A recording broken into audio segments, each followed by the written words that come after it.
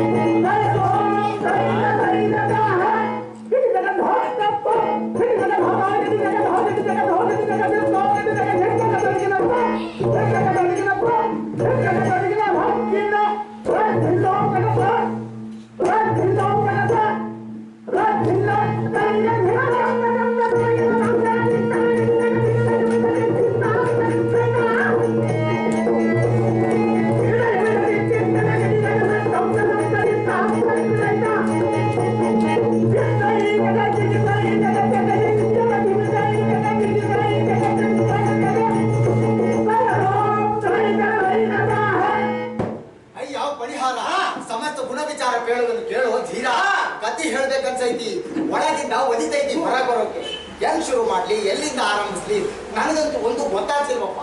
ಯಾವ ಕತೆ ಹೇಳ್ತೀಯೋ? ಹಿಂದಿದ್ದವಳ್ದ ಈಗ ಬದುಕಿರೋಳ್ದ ಇಲ್ಲ ಮುಂದೆ ಬರೋಳ್ದ? ಶಿಖಾಮಣಿಯೇ ಧರೆಯಳು ಶ್ರೇಷ್ಠರೆಂದೆನಿಸಿ ಖ್ಯಾತಿ ಹೊಂದಿದ ಎಂದೆಂದಿಗೂ ಇರುವಂತವ್ರದಪ್ಪ ನಾನು ಹೇಳೋ ಕತೆ. ಎಂದೆಂದಿಗೂ ಯಾರಿದ್ದಾರೋ ಈ ಜಗತ್ನಾಗಿ ಎಂದಾದರೂ ಒಂದು ದಿನ ಕಂಟಿ ಒಪ್ಪಿಸಲ್ಬೇಕಪ್ಪ. ನೋಡ್ ಗೆಳೆಯ, ಮಂದಿ ಹುಟ್ಟುತ್ತಾರೆ ಸಾಯ್ತಾರೆ, ಆದ್ರೆ ಕೆಲವೇ ಮಂದಿ ಮಾತ್ರ ಸತ್ತು ಬದುಕ್ತಾರೆ. ಒಳ್ಳೆ ಗ್ರಹದರ ಕಡೆ ನಿಂದು ಏನ್ ಹೇಳ್ತಿದ್ಯೋ ತಲಾಪುಳ ಒಂದು ಅರ್ಥ ಆಗ್ತಿಲ್ಲಪ್ಪ. ಹೆಂಗ ಅರ್ಥ ಆಗ್ಬೇಕು ಹೇಳು? ಮಂದಮತಿ ನೀನು, ನಿನ್ನ ತಲೆಯ ಬುದ್ಧಿ ಅನ್ನೋದೇ ಇಲ್ಲ, ಹೆಂಗ ಅರ್ಥ ಆಗುತ್ತೆ? ತಲೆ ತಿನ್ಬೇಡ ಮರಯ್ಯ, ಏನ್ ಹೇಳ್ಬೇಕಂತಿದ್ಯೋ ಬೇಗ ಹೇಳಿ ಮುಗಿಸು. ಅವಸರ ಪಡ್ಬೇಡಪ್ಪ, ಆತಗಾರನಿಗೆ ಬುದ್ಧಿ ಮಟ್ಟ ಅಂತಾರೆ, ತಡ್ಕೋಬಸಿ. ಯಪ್ಪ ಏನು ನೀನು ಕಥೆಯನ್ನು ಅಫಿಮು ಕೊಡಿಸಿ ಅದ್ರಲ್ಲಿ ಕಿತ್ಕೊಂಡ್ಬಿಟ್ರೆ ತಡ್ಕೋಬೇಕಪ್ಪ, ತಡ್ಕೋಬೇಕು. ತಲೆಕೊಳ್ಳೋ ತಾಳ್ಮೆ ಕಳೆದೋಯ್ತಪ್ಪ, ಮನಸ್ಸು ವಿಲವಿಲ ಒದ್ದಾಡ್ತಿದೆ, ಬೇಗ ಕಥೆ ಅಲ್ಲಪ್ಪ. ಆ ತಾಯಿನು ನಿನ್ನ ಹಾಗೆ ತಾಳ್ಮೆ ಕಳ್ಕೊಂಡಿದ್ರೆ ಇವತ್ತಾಕೆ ಬದುಕಿರ್ತಿರ್ಲಿಲ್ಲ. ತಾಳ್ಮೆಯ ತವರು, ಹೆಮ್ಮೆಯ ನನ್ನವಳು ಆ ನಮ್ಮವ್ವ. ಹೋಗಟ್ಟು ಬಿಡಿಸ ಹೇಳ ಮಾರಯ್ಯ, ನೀನು ಹೇಳ್ತಿ ನಾನು ಮಂದಮತಿ ಅಂತ. ಇಲ್ಲ, ಇನ್ನು ನಿನ್ನ ಸತಾಯಿಸಲ್ಲ, ಹೇಳ್ತೀನಿ. ಅಕ್ಷರದವನ ಅಪರೂಪದ ಕತೆಗೆ ನಾನು, ನೀನು, ನನ್ನಂತವರು ಅಸಂಖ್ಯಾತ ಮಂದಿ ಸಾಕ್ಷಿಯಾಗಬೇಕು. ಯಾರಪ್ಪ ಅದು? ಜಗದ ಕಣ್ಣಾದ ಆ ಮಹಾತಾಯಿ.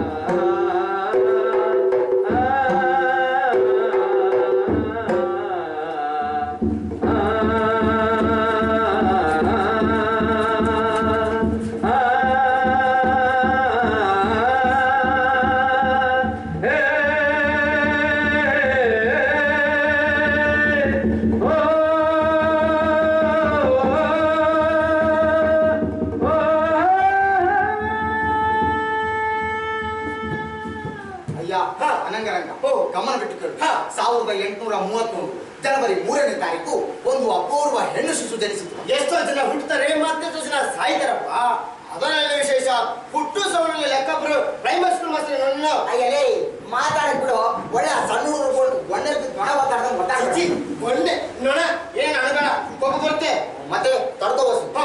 ಮಹಾರಾಷ್ಟ್ರದ ಸತಾರಾ ಜಿಲ್ಲೆಯ ಕಂಡಲಾ ತಾಲೂಕಿನ ನಯಗಾವನ್ನ ಊರಲ್ಲಿ ನಯಗವನ್ನು ಊರಲ್ಲಿ ಊರಿನ ಮುಖಂಡ ಕಂಡೋಜಿ ನೇಸೆ ಪಾಟೀಲ್ ಹಾಗೂ ಲಕ್ಷ್ಮೀಬಾಯಿ ದಂಪತಿಗಳಿಗೆ ಜನಿಸಿದ ಶ್ರೇಷ್ಠ ಶಿಶುವೆ ನಮ್ಮ ಕಥಾನಾಯಕಿ. ಹೆಸರಾದ್ರು ಹೇಳಪ್ಪ. ಹೇಳ್ತೇನಪ್ಪ, ಆ ಶಿಶುವಿಗೆ ಸಾವಿತ್ರಿಬಾಯಿ ಅಂತ ನಾಮಕರಣ ಮಾಡಿದ್ರು. ತಿಂಗಳುಗಳು ಕಳೆದವು. 4-5 ವರ್ಷ ಬೆಳೆದಳು. ತನ್ನ 8ನೇ ವಯಸ್ಸಿನಲ್ಲಿ ಗೆಳತಿಯರೊಳ ಕೂಡಿ ಏನ್ ಮಾಡಿದ್ರಪ್ಪ? ಜಯ ಆಕೆಯಿಂದಾನೇ ಕೇಳೋಣ, ನಡೆ ಹೋಗೋಣ.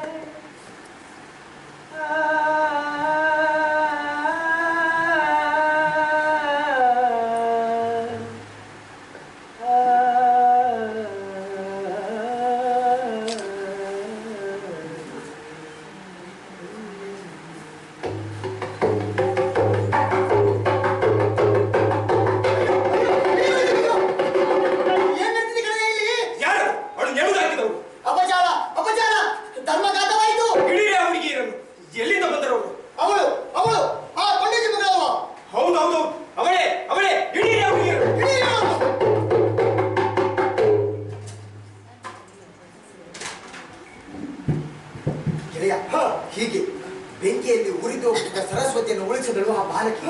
ಚಿತೆಯ ಮೇಲೆ ಕುಳ್ಳಿರಿಸಿದ ಸರಸ್ವತಿ ಹೇಗೋ ತಪ್ಪಿಸಿಕೊಂಡು ತನ್ನಪ್ಪನ ಮನೆ ಸೇರಿದಳು. ಗೂಳಿಯಂತೆ ನುಗ್ಗಿ ಚಿತೆಯ ಸೌದೆಯನ್ನು ಕೆದಕಿದ ಹುಡುಗಿಯರು ಮಿಂಚಿನಂತೆ ಮಂದಮಾಯವಾದರು. ಅಪ್ಪ, ದಹನ ಹೋಗಿದ್ದ ಮಗಳು ಹೇಗೋ ಬದುಕಿ ಬಂದವರಾದ್ದು ಕೆತ್ತವರು ಊರ ಮಂದಿರ ಸಂತಸಪಟ್ಟರು. ಇತ್ತ ನಯಗಾವರ ಭಟ್ಟರುಗಳು ಕಂಡೋಜೆಯ ಮನೆ ಮಂದಿಗೆ ಬಹಿಷ್ಕಾರದ ಶಿಕ್ಷೆ ವಿಧಿಸಲು ಹವಣಿಸಿ ಸೋತರು.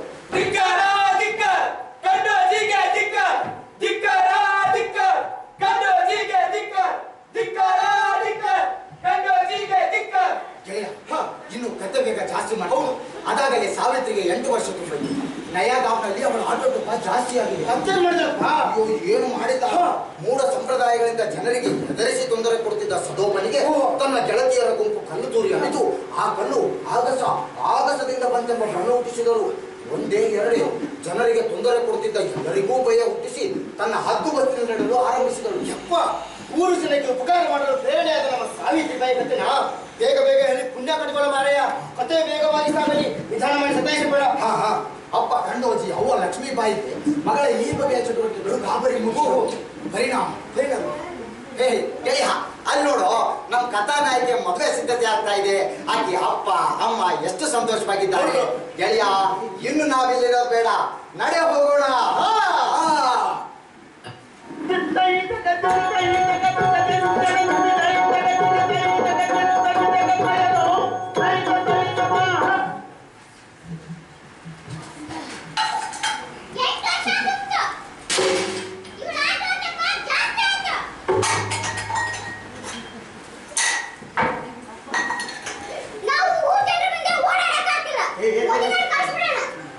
ನಿಧಾನ ಕಣೆ, ಎಲ್ಲಾದ್ರೂ ಬಿದ್ರೆ ನಾನೇನು ಸುಮ್ಮನೆ ಅನ್ಕೊಂಡ. ನಿಮ್ಮ ಮಗಳು ಸಮಾಧಾನ ಕೂತು ಹೇಳ್ತೀನಿ. ನಮ್ಮ ಸುಗುಣಾಬಾಯಿ ಹೇಳ್ತಾಳೆ, ಅವ್ರ ಹೆಣ್ಣಿನ ಮಗ ಜ್ಯೋತಿ ಇದನಲ್ಲ, ಅವನ ಜೊತೆ ಮಾತಾಡಿ ಅವ್ರ ಅಪ್ಪ ಗೋವಿಂದನ ಒಪ್ಪಿಸಿ ಇವತ್ತೇ ಹೆಣ್ಣಿನ ಶಾಸ್ತ್ರ ಮುಗಿಸೋಣ, ಕರ್ಕೊಂಡು ಬರ್ತೀನಿ ಅಂತ ಅಂದಿದ್ದಾಳೆ.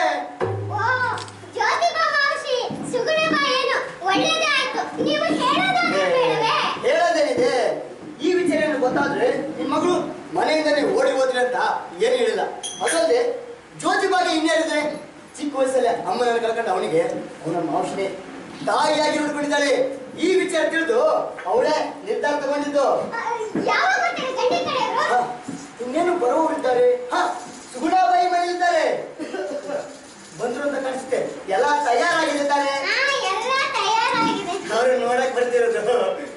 ಅಲ್ಲ ನೀ ನನ್ನ ಮಗಳನ್ನ. ಓ ಬನ್ನಿ ಬನ್ನಿ, ನಮಸ್ಕಾರ, ಕೂತ್ಕೊಳ್ಳಿ. ಇಷ್ಟೊತ್ತು ನಿಮ್ ವಿಚಾರಣೆ ಮಾತಾಡ್ತಿದ್ವಿ. ಮಾಮ, ನಿನ್ನೆ ಇವ್ರು ಪುಣೆಯಿಂದ ಬಂದು ನಮ್ಮನೆಲ್ಲೇ ಉಳ್ಕೊಂಡಿದ್ರು. ಅದು ನಂಗೆ ಗೊತ್ತಮ್ಮ. ಎಲ್ಲರೂ ಕ್ಷೇಮವಾಗಿದ್ದೀರಲ್ಲ? ಹಾ, ಕ್ಷೇಮವಾಗಿದ್ದೇವೆ. ನೀವು? ಹಾ, ಆರಾಮಿದ್ದೀವಿ. ಕೇಳೋದೇನಿದೆ, ನೀರು ತಂದು ಕೊಡು. ಸುಗು, ನೀನು ಹೋಗಿ ಅವಳ ಕರ್ಕೊಂಡು ಬಾ. ಆಯ್ತು ಮಾಮ.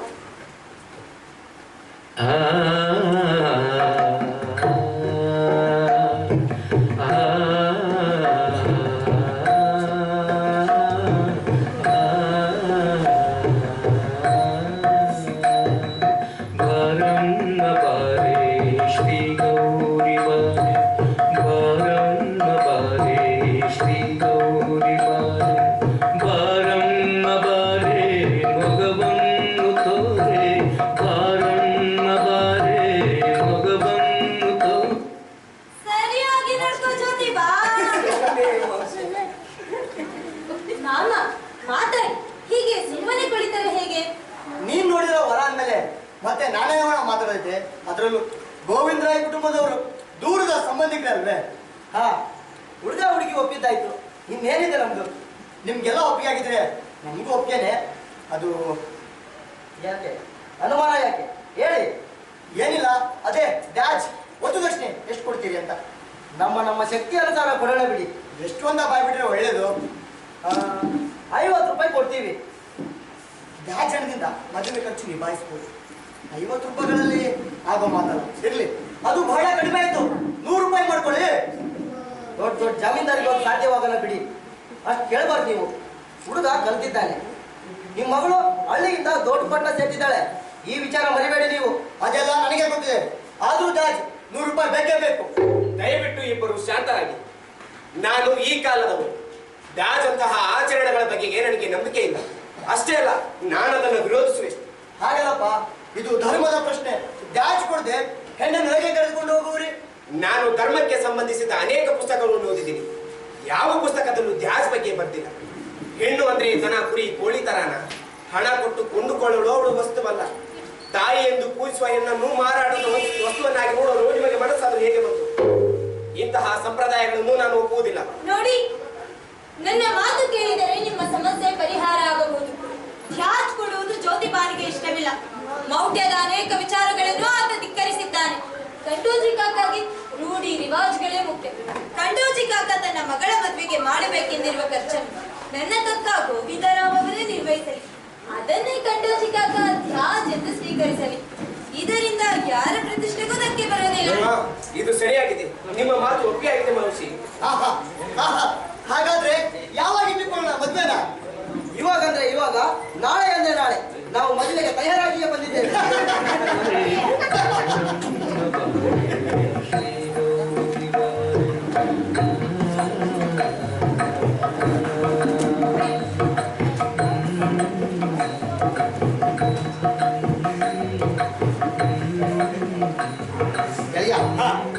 ಹೀಗೆ ಒಂದು ವಾರದಲ್ಲಿ ಸಾವಿತ್ರಿ ಜ್ಯೋತಿಬಾರ ಮದುವೆ ಆಯಿತು.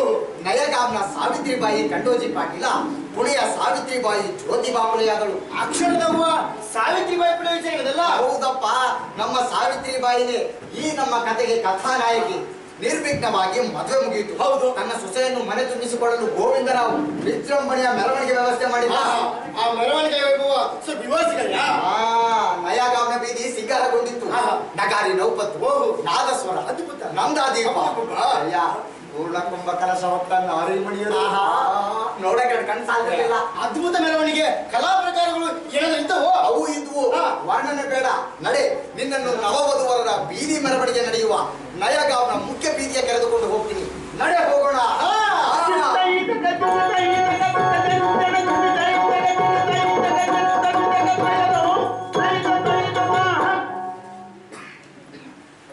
ಸರಸರ ಹೊರಟಿದೆ ಮೆರವಣಿಗೆಯದು, ಕಾಣಲು ಕಂಗಳು ಎರಡು ಸಾಲವು.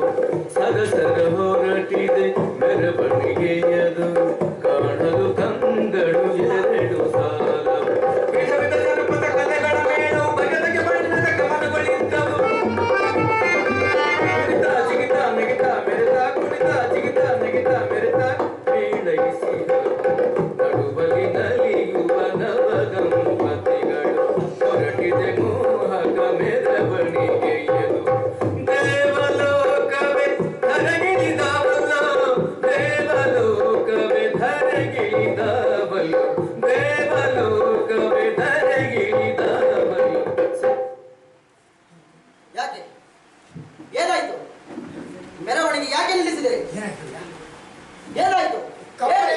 ಒಂದು ಅಪಶಕುನವಾಯಿತು.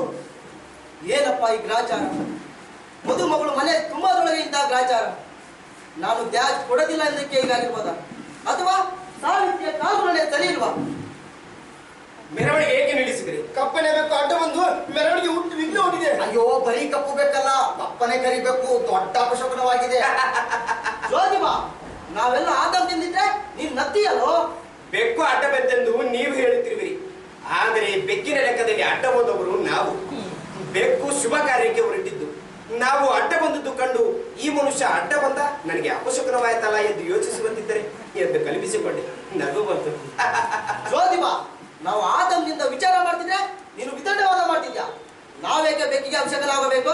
ಹಾಗಾದರೆ ಬೇಕು ನಮಗೇಕೆ ಅಪಶಕನವಾಗಬೇಕು? ಧರ್ಮಶಾಸ್ತ್ರದಲ್ಲಿ ಹಾಗೆ ಎಂದು ಶಾಸ್ತ್ರಗಳು ಹೇಳಿದ್ದಾರೆ. ಯಾವ ಧರ್ಮಶಾಸ್ತ್ರವೆಂದು ನೀವೆಂದಾದರೂ ಪ್ರಶ್ನಿಸಿದ್ದೀರಾ? ಇಲ್ಲ, ಕೇಳಿಲ್ಲ. ಅವ್ರು ಹೇಳಿದ್ರು ನಾವು ಕೇಳಿದೆವು. ಬರೀ ಕೇಳಲಿಲ್ಲ, ಅವರು ಹೇಳಿದ್ದನ್ನು ನಂಬಿ ಅಮಾಯಕ ಬೆಕ್ಕನ್ನು ಅಪರಾಧಿ ಸ್ಥಾನದಲ್ಲಿ ನಿಲ್ಲಿಸಿದ್ರಿ. ನನಗೆ ತಿಳಿದಂತೆ ಬೆಕ್ಕು ಅಡ್ಡ ಹೋದರೆ ಅಪಶಕನವೆಂದು ಯಾವ ಧರ್ಮಶಾಸ್ತ್ರದಲ್ಲೂ ಬರೆದಿಲ್ಲ. ಇದೆಲ್ಲ ಕೆಲವರು ಉತ್ತರ ನಿಮಿತ್ತ ಮಾಡಿಕೊಂಡ ಅವಕಾಶ. ಏನು ಇಷ್ಟು ಸರಳವಾಗಿ ಹೇಳ್ಬಿಟ್ಟೆ? ಇದು ಅಂತ ಸರಳ ವಿಚಾರ ಅಲ್ಲಪ್ಪ. ಕಾಕ, ಇಂತಹ ಮೂಢನಂಬಿಕೆಗಳನ್ನು ನಾವು ಧಿಕ್ಕರಿಸಬೇಕು. ಸಾವಿತ್ರಿ, ನಡೆ ನನ್ನೊಡನೆ. ಇಂತಹ ಸಾವಿರಾರು ಮೂಢನಂಬಿಕೆಗಳನ್ನು ತುಳಿದು ನಾವೊಬ್ಬರು ಮುಂದೆ ನಡೆಯಬೇಕಾಗಿದೆ. ನಡೆ. ಜ್ಯೋತಿಬಾ, ಜ್ಯೋತಿಬಾ. ಕಾಕ, ಮಾಮ, ನಡೆಯಿರಿ. ಏಕೆ ಹೀಗೆ ನಿಂತಿರುವರಿ? ಮೆರವಣಿಗೆಯ ಮುಂದೆ ಹೋದ ಕರಿಬೆಕ್ಕು ವಾಪಸ್ ಆಗೋದನ್ನ ನೋಡಲಿಕ್ಕೆ ಕಾಯುತ್ತಿರುವಿರಾ? ನಡೆಯಿರಿ, ಜ್ಯೋತಿಬಾ ನಮಗೆ ದಾರಿ ತೋರಿದ್ದಾನೆ.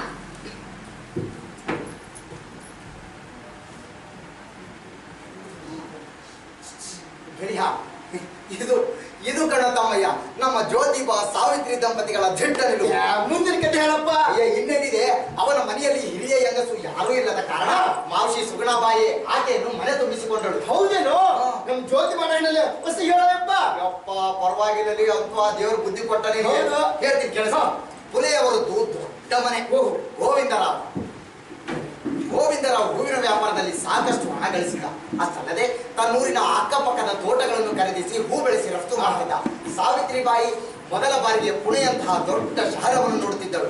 ಮನೆಯಲ್ಲಿ ಹಾಡು ಕಾಡು, ನಯಗಾವ್ನ ಸಹಜ ಮುಗ್ಧತೆಗೂ ಪುಣೆಯ ಸಾಂಸ್ಕೃತಿಕಾಚಾರ್ಯಗೂ ಅಜಗಜಾಂತರ. ಗೋವಿಂದರಾವ್ ದೂರದಿಂದಲೇ ಎಸೆಯುವ ಕೂಲಿ ಕಾಸು.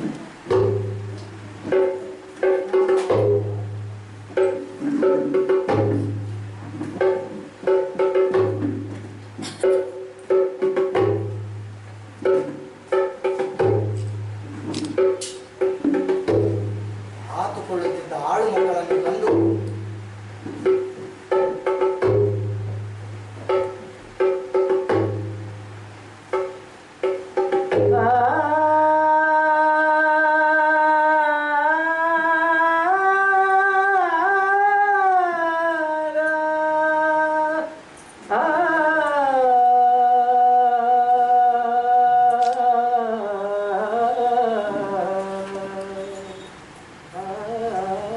ಮಾವಶಿ, ಹಾಗೇಕೆ ಮಾಮ ಬಿಸಿಡಿದ ಕಾಸುಗಳನ್ನು ಅವರೆಲ್ಲ ದೂರ ನಿಂತು ತೆಗೆದುಕೊಳ್ಳುತ್ತಿದ್ದಾರೆ? ನನಗೂ ಗೊತ್ತಿಲ್ಲ. ಹೋದ ಜನ್ಮದಲ್ಲಿ ಪಾಪ ಮಾಡಿದ್ದರಿಂದ ಈ ಜನ್ಮದಲ್ಲಿ ಹೊಲೆಯರನ್ನಾಗಿಸಿ ದೇವರು ಶಿಕ್ಷೆ ನೀಡಿದ್ದಾರಂತೆ. ಹಾಗೆಂದು ಹೇಳಿದವರು ಯಾರು ಮಾವಶಿ? ಶಾಸ್ತ್ರಿಗಳು ಹಾಗೆಂದು ಕಟ್ಟಳೆ ಮಾಡಿದ್ದಾರೆ. ಅವರನ್ನು ಮುಟ್ಟಿದರೆ ಅವರ ಪಾಪ ನಮಗೂ ತಟ್ಟುವುದಂತೆ.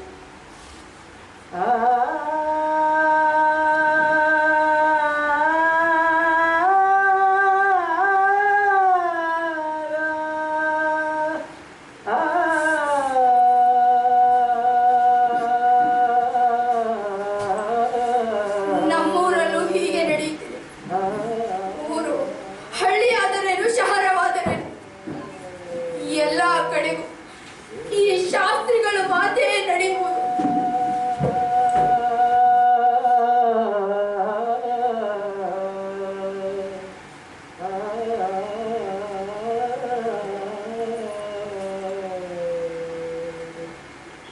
ಸಾವಿತ್ರಿ,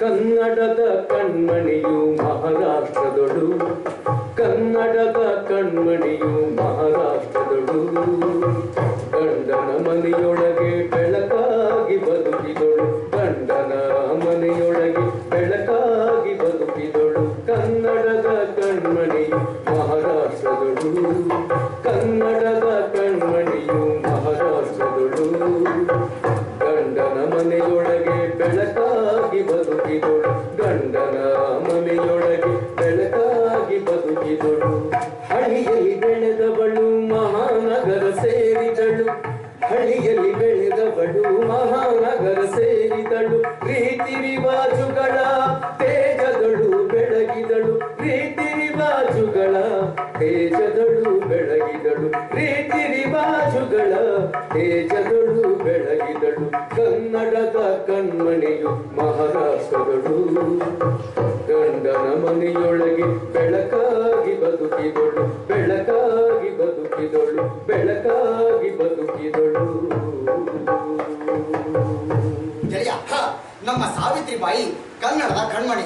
ಹೊಸ ಜಾಗ, ದೊಡ್ಡ ಶಹರ, ಅತ್ಯಂತ ಅನ್ಯಾಯದಿಂದ ಗಂಡನ ಮನೆಯಲ್ಲಿ ಎಲ್ಲವನ್ನು ಗೆಲ್ಲಿದವಳು. ಹೌದಪ್ಪ, ಮಾವನ ಕೈಯಲ್ಲಿ ಸಕ್ಕರೆ ತಿರುಗುವುದು ಕೇಳಿದ್ದೇನೆ. ಅಷ್ಟು ಮಾತ್ರವಲ್ಲ, ಪತಿ ಜ್ಯೋತಿಬಾ ಸಾವಿತ್ರಿಗೆ ಬೆನ್ನೆಲುಬಾಗಿ ಪ್ರೀತಿಯ ದಾರಿಯಲ್ಲಿ ತೋಯುವಂತೆ ನೋಡಿಕೊಂಡಿದ್ದ ಮಾವಶಿ ಸುಗುಣಾಬಾಯಿ ಅಕ್ಕರೆ ಮಾವನ ಕಕ್ಕುಲಾತಿ ಗಂಡನ ಅನುರಾಗದಲ್ಲಿ ಆನಂದದಿಂದ ಬಾಳುತ್ತಿದ್ದಾಳೆ. ಅಯ್ಯ, ಎಲ್ಲ ತಿಳಿತು. ಒಂದು ವಿಚಾರ ಕೇಳಿದ್ದೆ, ಅದನ್ನು ವಿಸ್ತರಿಸಿ ಪುಣ್ಯಾಕಗಳು. ಯಾವ ವಿಚಾರ ಅಂತ ಸ್ವಲ್ಪನಾದ್ರೂ ಸುಳ್ಳು ಕೊಡಪ್ಪ. ಅದು ಮೇಲು ಜೊತೆ ಸದಾಶಿವ ಪಂತನ ಮದುವೆ ಮೆರವಣಿಗೆ ಸಂದರ್ಭ. ಓ ಅದ ಹೇಳುವಂತವನಾಗಿ ಗೆಳೆಯ. ಮೇಲು ಜಾತಿ ಸದಾಶಿವನ ಮದುವೆಯ ಮೆರವಣಿಗೆಗಳು ನಡೆದ ಕಥೆ. ಸದಾಶಿವನ ಮದುವೆ ನಿಶ್ಚಯವಾದಾಗ ಎಲ್ಲರನ್ನು ಮದುವೆಗೆ ಬರಲೇಬೇಕೆಂದು ಒತ್ತಾಯ ಪೂರ್ವಕವಾಗಿ ಕರೆದ. ಹಾಗೆ ಕರೆಸಿಕೊಂಡವರಲ್ಲಿ ಜ್ಯೋತಿಬಾ ಕೂಡ ಒಬ್ಬ. ಪಾಪ ಸ್ನೇಹಕ್ಕೆ ಕಟ್ಟು ಬಿದ್ದು ಮದುವೆಗೆ ಹೋದ. ಹೌದು, ಎಲ್ಲಾ ಶಾಸ್ತ್ರಗಳು ಸಾಂಗೋಪಾಂಗವಾಗಿ ನೆರವೇರಿದವು. ಗೆಳೆಯ, ದೇವರ ದರ್ಶನಕ್ಕೆಂದು ದೇವರ ಕಡೆ ಮೆರವಣಿಗೆ ಬಂದರು. ಕಲಶ, ಓಲಗ, ಕುಣಿತ, ಮೆರೆತಗಳು ಮುಂದೆ ಸಾಗುತ್ತಿದೆ. ಹಿಂದೆ ಮದುಮಗನ ಪಕ್ಕದಲ್ಲಿ ತನ್ನ ಸಹಪಾಠಿಗಳೆಲ್ಲ ಮೆರವಣಿಗೆಯ ಛಂದ ಸವಿಯುತ್ತಾ ಮೈ ಮರೆತು ಕೊನೆಯ ಮಾರ್ಗದಲ್ಲಿ ನಡೆಯುತ್ತಿದ್ದಾರೆ. ಅದೇ ಗುಂಪಿನಲ್ಲಿದ್ದ ಹೂವಾಡಿಗೆ ಶೂದ್ರ ಪ್ರತಿಭೆ ಜ್ಯೋತಿಬಾನ ಮೇಲೆ ಗೆಳೆಯ ಎದುರು ಬರುತ್ತಿದ್ದ ವಿಪ್ರರ ಕಾಕದೃಷ್ಟಿಯೊಂದು ಬಿತ್ತು. ಮುಂದೆ ಏನು ಹೇಳಪ್ಪ? ಇನ್ನೇನಾಗುತ್ತೆ? ಆ ದೃಶ್ಯ ಕಂಡ ವಿಪ್ರರ ಗುಂಪು ಸದಾಶಿವನ ಅಪ್ಪ ಗಂಗಾಧರ ಪಂತರ ಮೇಲೆ ಹರಿಹರಿಯುತ್ತಿದ್ದಾರೆ. ಗೆಳೆಯ, ನಡೆ, ಆ ಘಟನೆಗೆ ನಾವು ಸಾಕ್ಷಿಯಾಗೋಣ. ನಡೆ ಹೋಗೋಣ, ನಡೆ.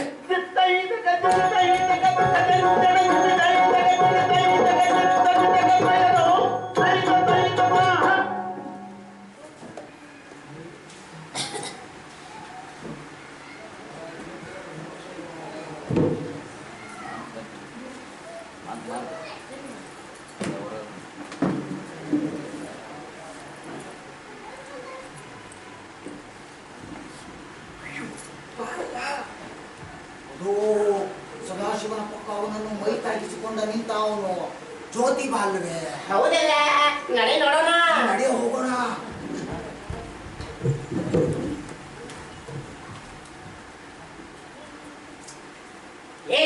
ಹೆಂಗಂದ್ರೆ ಬಂತ ಏನ್ ನಡೆದಿದೆ ಇಲ್ಲಿ? ಧರ್ಮ ಹಾಳು ಮಾಡಲು ನೀನು ದೇವಿಗೆ ನಡೀತಿದೀಯಾ? ಏನಾಗಿದೆ? ಏನಾಗಿದೆಯಾ? ಹೊರನ ಆಜುಬಾಜು ನಿಂತಿರೋರು ಯಾರು? ಅವನ ಸದಾಶಿವನ ಶಾಲಾ ಸಪಡಿ ಜ್ಯೋತಿಬಾ. ಅವನು ಶೂದ್ರ. ವಿಪ್ರರ ಮದುವೆಗೆ ಅವನಿಗೆ ಕೆಲಸ. ಅವನು ನಮ್ಮ ಸದಾಶಿವನ ಗೆಳೆಯ ಮದುವೆಗೆ ಬಂದಿದ್ದಾರೆ. ಮದ್ವೆಗೆ ಬಂದ್ ಸಾಯಿ ಕಡೆಯ ಹೊರನ ಆಜುಬಾಜು ಮೈ ತಾಗಿಸುತ್ತ ನಿಂತರೆ ನಮ್ಮ ವಿಪ್ರರ ಮಡಿಯ ಗೊತ್ತಿಗೆ ನಿಮ್ಮಂಥವ್ರು ಧರ್ಮದ ಆಚರಣೆ ಬಿಡ್ತಿರುವುದರಿಂದಲೇ ಕೊನೆಯ ಗಾದಿಗ ಪೇಶ್ವೆಗಳು ಪದಚಿತರಾಗಿದ್ದು. ಹೌದು, ಮೊದಲೇ ಧರ್ಮ ಮಾಡುತ್ತಿರುವ ಈ ಕ್ರಿಯೆಗೆ ನಿಮ್ಮದು ಕಾಣಿಕೆಯಲ್ಲಿ ಒಂದು ಹುಣ್ಣಲ್ಲ. ಶೂದ್ರ ಹುಣ್ಣಿದೆ. ಬ್ರಾಹ್ಮಣರ ಮದುವೆ ಈಗೆಲ್ಲ ಬರಬಾರದೆಂದು ಪ್ರಾಥಮಿಕ ಜ್ಞಾನವೂ ಇದೆ. ಅದು ಹಾಗಲ್ಲ. ಈತ ಸದಾಶಿವ ನನ್ನ ಗೆಳೆಯ, ಸಹಪಾಠಿಯ ಒತ್ತಾಯಕ್ಕೆ ನನ್ನ ಬಂದೆ.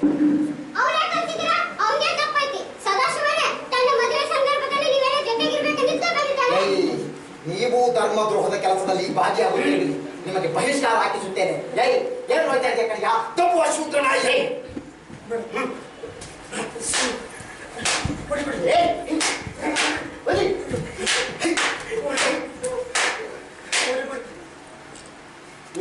ಗಂಗಾಧರ ಬಂತ ಶೂದ್ರ ಹುಡುಗರನ್ನು ಮದುವೆ ಮೆರವಣಿಗೆ ತಂದದ್ದಕ್ಕಾಗಿ ಅವರಿಗೆ ಬೆಂಬಲ ನೀಡಿದ್ದಕ್ಕಾಗಿ ನಾಳೆ ನಿನ್ನ ಧರ್ಮದ ಕಟ್ಟಿಗೆ ಜಗುತ್ತೇವೆ. ಪವಿತ್ರವಾದ ಬ್ರಾಹ್ಮಣ ಯೋಜನೆ ಹುಟ್ಟಿರುವ ನೀವು ಧರ್ಮವನ್ನು ರಕ್ಷಿಸದೆ ಹಾಳು ಮಾಡಿ ತೊಗೆ ಎಂದು ನಿಮ್ಮನ್ನು ಶಿಕ್ಷಿಸದೆ ಬಿಡುವುದಿಲ್ಲ. ಮುಂದಾಯ್ತು.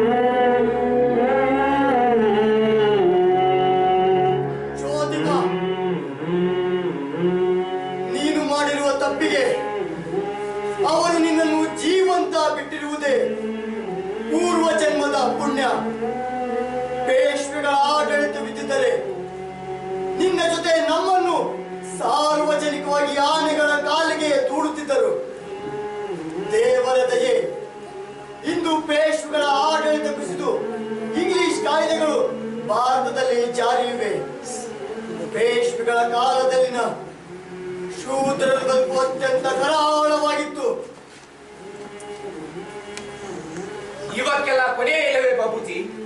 ಜ್ಯೋತಿಬಾ, ದಲಿತರು ನಡೆದಾಡುವ ದಾರಿಯಲ್ಲಿ ಹೆಜ್ಜೆ ಗುರುತುಗಳನ್ನು ಅಳಿಸಲು ಸೊಂಟಕ್ಕೆ ಪರಕೆಗಳನ್ನು ಕಟ್ಟಿಕೊಂಡು ಓಡಾಡಬೇಕಿತ್ತಪ್ಪ. ಉಗುಳು ನೆಲದ ಮೇಲೆ ಬೀಳಬಾರದೆಂದು ಕುತ್ತಿಗೆಗೆ ಮಡಿಕೆಗಳನ್ನು ಕಟ್ಟಿಕೊಂಡು ಓಡಾಡಬೇಕಿತ್ತು. ತಮ್ಮ ಬರುವಿಕೆಯನ್ನು ತಿಳಿಸಲು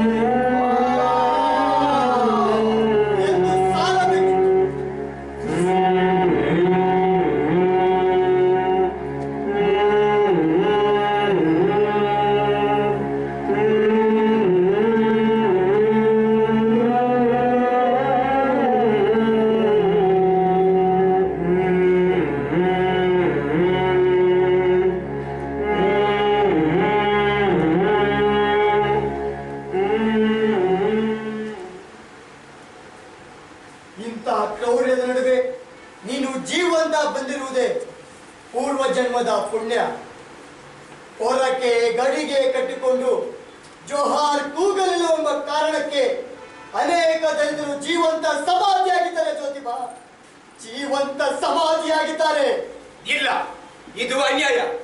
ದೇವರಿಗೆ ಮತ್ತು ಧರ್ಮಕ್ಕೆ ಮಾಡ್ತಿರುವ ಅವಮಾನ. ಹೇಳ ಜ್ಯೋತಿಬಾ, ಸಾಧ್ಯವಾದಷ್ಟು ವೈದಿಕರಿಂದ ದೂರ ಇದ್ದ ಕ್ಷೇಮ. ನೀನು ಸುಗೃಪವಾಗಿ ಮನೆ ಬಂದಿದ್ದ ಪುಣ್ಯ ಕಣ. ಹುಟ್ಟು ಯಾರ ಕೈಯಲ್ಲೂ ಇಲ್ಲ. ಇದೇ ಜಾತಿಯಲ್ಲಿ ಹುಟ್ಟಬೇಕೆಂದು ದೇವರಿಗೆ ಅರ್ಜಿ ಹಾಕಿಕೊಂಡು ಹುಟ್ಟಿಲ್ಲ.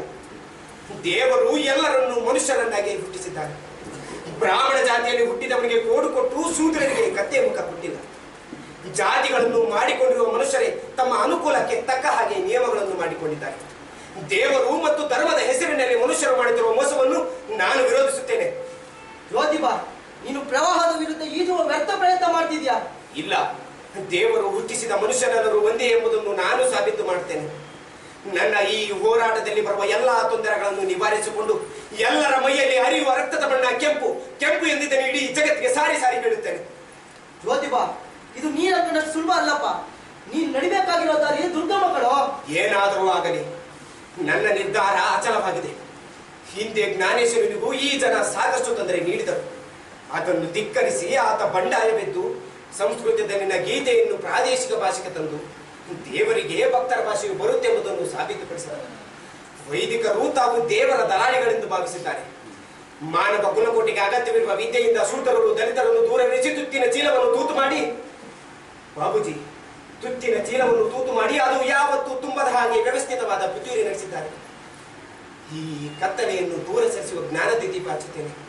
ಜ್ಞಾನದ ಬೆಳಕಿನಿಂದ ಅಜ್ಞಾನವೆಂಬ ಕತ್ತಲೆಯನ್ನು ತೊಡೆದು ಹಾಕಲು ಪ್ರಾಮಾಣಿಕವಾಗಿ ಯತ್ನಿಸುವೆ. ಬೇಡ ಜ್ಯೋತಿಬಾ, ನನ್ನ ಮಾತು ಕೇಳು.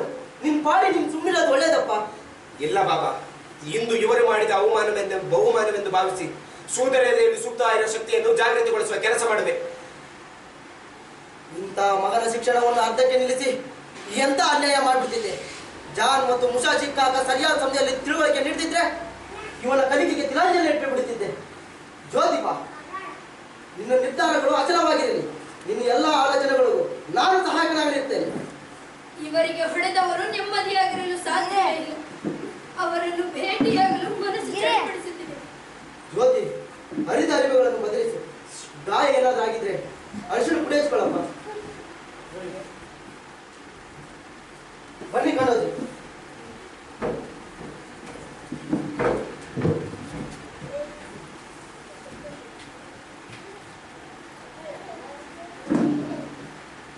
ನೀವೇನು ಮಾಡುತ್ತಿರುವಿರೋ ಅದಕ್ಕೆ ನನ್ನ ಬೆಂಬಲವೂ ಇದೆ. ನಿಮ್ಮ ಯುದ್ಧದಲ್ಲಿ ನಾನು ಒಬ್ಬ ಸೈನಿಕರು. ಸಾವಿತ್ರಿ, ನಮ್ಮವರ ಜೊತೆ ನಾವೇ ಹೋರಾಡಬೇಕಾಗಿರುವ ಇದೊಂದು ವಿಚಿತ್ರ ಯುದ್ಧ.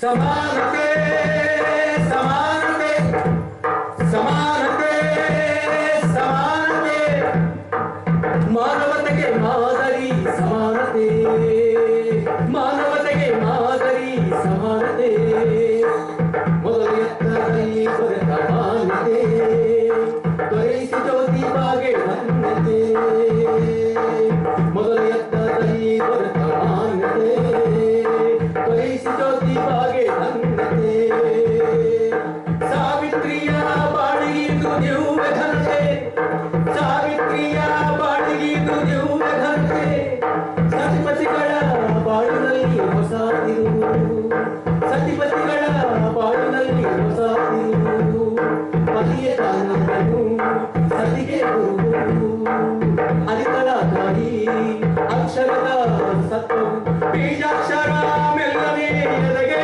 ಬಿದ್ದವು, ಬೀಜಾಕ್ಷರ ಮೆಲ್ಲನೆ ಎದೆಗೆ ಬಿದ್ದವು, ಬೀಜಾಕ್ಷರ ಮೆಲ್ಲನೆ ಎದೆಗೆ ಬಿದ್ದವು, ಬೀಜಾಕ್ಷರ ಮೆಲ್ಲನೆ ಎದೆಗೆ ಬಿದ್ದವು.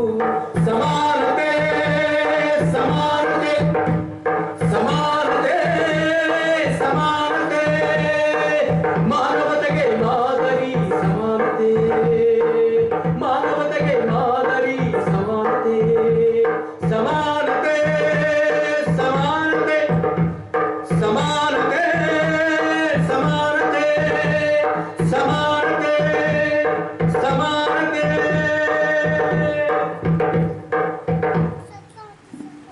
ಗೆಳೆಯ, ಇನ್ನೇನು ನಿನ್ನ ಪ್ರವರ? ಅಯ್ಯ ವರವರ, ಕತೆ ಕೈ ತಪ್ಪಿ ಹೋಗಬಾರದು, ನಂಬಿಸಕೂಡದು. ಸಂಕ್ಷಿಪ್ತವಾಗಿ ಅಕ್ಷರದ ಮಹತ್ವವನ್ನು ಸಾರಿದ ಘಟನೆಯ ಸಾರ ಹೇಳಪ್ಪ. ಅಪ್ಪ ಪರವಾಗಿರಲಿ, ಅಂತೂ ಆ ಬಳ್ಳಾರಿ ದುರ್ಗಮ್ಮನಿಗೆ ಬುದ್ಧಿ ಕೊಡಲು. ಹೌದು ಗೆಳೆಯ, ಹೇಳ್ತೀನಿ ಕೇಳಿಸ್ಕೊ. ಜ್ಯೋತಿಬಾ ಶಾಲೆ ಮುಗಿದ ಕೂಡಲೇ ತನ್ನಪ್ಪ ಗೋವಿಂದರಾವ್ ಅಣ್ಣ ರಾಜಾರಾಮರ ಹೊಲದಲ್ಲಿ ದುಡಿಮೆಗೆ ಸೇರಿಕೊಳ್ಳ. ಒಂದು 5-6 ಆಳು ಮಕ್ಕಳು ಅವ್ರ ಜೊತೆ ಕೆಲಸ ಮಾಡ್ತಿದ್ರು. ಹೊಸ ವಿಷಯದನ್ನಲ್ಲೋ ಈಗಲೇ ಸಾಕಷ್ಟು ಸಮಯ ಸಿದ್ಧಾಗಿದೆಯಾ? ಅಯ್ಯೋ ಇಲ್ಲ ಗೆಳೆಯ, ಈಗ ನಾನು ಹೇಳೋ ವಿಚಾರ ಮುಂದಿನ ಕಥೆಗೆ ಕೊಂಡಿ. ಓ ಹಾಗೆ. ಮನೆಯವರಿಗೆ ರೊಟ್ಟಿ ಊಟ ಆದರೆ ಹೊಲದಲ್ಲಿ ಕೆಲಸ ಮಾಡುತ್ತಿದ್ದ ರೈತರ ಮಕ್ಕಳಿಗೆ ಗಂಜಿ ತರಹದ ತಾಲಿಪೀಠ ಹೋಗಿದ್ದರು. ಈ ತಾರತಮ್ಯ ಜ್ಯೋತಿಬಾನಿಗೆ ಸರಿ ಕಾಣಲಿಲ್ಲ. ತನ್ನಪ್ಪನನ್ನು ಒಪ್ಪಿಸಿ ಎಲ್ಲರಿಗೂ ಒಂದೇ ಕಡೆ ಒಂದೇ ಬಗೆಯ ಊಟ ಸಿಗುವ ಹಾಗೆ ಮಾಡಿದ. ಗೆಳೆಯ, ಒಬ್ಬೊಬ್ಬ ಆಳು ಮಗ 6 ರೊಟ್ಟಿ ಕಡಿತಿದ್ರು. 6 ರೊಟ್ಟಿ? ಅವರಿಗೆ ಅಗತ್ಯ ಇರುವ ರೊಟ್ಟಿಗಳನ್ನು ತಟ್ಟಲು ಮನೆಯ ಹೆಣ್ಣು ಮಕ್ಕಳು ಒಪ್ಪುವುದಾದರೆ ಇದಕ್ಕೆ ನನ್ನ ಅಭ್ಯಂತರವೇನೂ ಇಲ್ಲ ಎಂದ ಮಾವನ ಮಾತಿಗೆ ತಾನು ಮಾಡಿಕೊಡುವುದಾಗಿ ಒಪ್ಪಿಕೊಂಡಳು ಸಾವಿತ್ರಿ. ಈ ಕೆಲಸಕ್ಕೆ ಸುಗುಣಾಬಾಯಿ ಕೂಡ ಸಹಾಯ ಮಾಡಿದಳು. ಆಮೇಲೆ ಅದು ಸಾಧ್ಯವಾಯಿತು? ಸಾಧ್ಯ ಸಾಧ್ಯವಾಗದೆ ಮತ್ತೇನು, ಮನಸ್ಸಿದ್ದರೆ ಮಾರ್ಗ ಅಲ್ವೇನ್ರಿ? ಅಲ್ವಾ? ಅವ್ರು ಹೇಳ್ತಿಲ್ಲ, ಹೋಗ್ಲಿ ಬಿಡು. ಮನಸ್ಸಿದ್ದರೆ ಮಾರ್ಗ. ಹೌದು. ಪರಿಣಾಮ ಏನಾಯ್ತು ಗೊತ್ತಾ ಗೆಳೆಯ? ಇನ್ನೇನಾಗುತ್ತೆ? ಸಾವಿತ್ರಿಬಾಯಿ ಸುಗುಣಬಾಯಿಗೆ ಕೆಲಸ ಜಾಸ್ತಿ ಆದಪ್ಪ. ಅಯ್ಯಲೇ ಮಂದ ಮತ್ತೆ ನೀನು ನಿನ್ನ ತಲೆ ಯಾವಾಗ ನೋಡು ಬರೀ ಋಣಾತ್ಮಕ ಚಿಂತನೆ. ಹೇಳ್ತೀನಿ ಕೇಳಿಸ್ಕೊ. ಹೇಳಪ್ಪ. ಅಕ್ಕಪಕ್ಕದ ಜಮೀನುಗಳಲ್ಲಿ ಕೆಲಸ ಮಾಡುವವರ ಕಿವಿಗೆ ಈ ವಿಚಾರ ಬಿದ್ದು, ಒಡೆಯ ದುಡಿಯುವಾಯಿ ಬರುವ ಒಂದೇ ಬಗೆಯ ಊಟ ಮಾಡುವ ವಿಚಾರ ಪುಕಾರ ಆಯ್ತು. ಆ ಕೌತುಕ ನೋಡಲು ಕೂಲಿಕಾರರು ಬಂದವರಿಗೆ ನೀವು ನಿಮ್ಮ ಮಾಲೀಕರು ತಿನ್ನುವ ಊಟಕ್ಕೆ ಬೇಡಿಕೆ ಇಡಿ ಅಂತ ಜ್ಯೋತಿಬಾ ಪಾಠ ಮಾಡಿದ. ಈ ಆಂದೋಲನ ತಕ್ಕ ಮಟ್ಟಿಗೆ ಕೆಲಸ ಮಾಡಿತು. ಏನೇನು ಮಡಗಿದ್ಯೋ ನಿನ್ ಜೋಳಿಗೆ ಒಳಗೆ ಭಾರಿ ಅಸ್ತ್ರಗಳಿದಾವೆ ಗೆಳೆಯ. ಇದೆಲ್ಲದರ ನಡುವೆ ಒಂದು ಆಸಕ್ತಿದಾಯಕ ಪ್ರಕರಣವನ್ನು ತಿಳಿದು ಅದನ್ನಂತ ಬೇಗ ಹೇಳು ಗೆಳೆಯ. ಹೇಳೋದು ಬೇಡ, ನೋಡೋಣ ನಡೆ.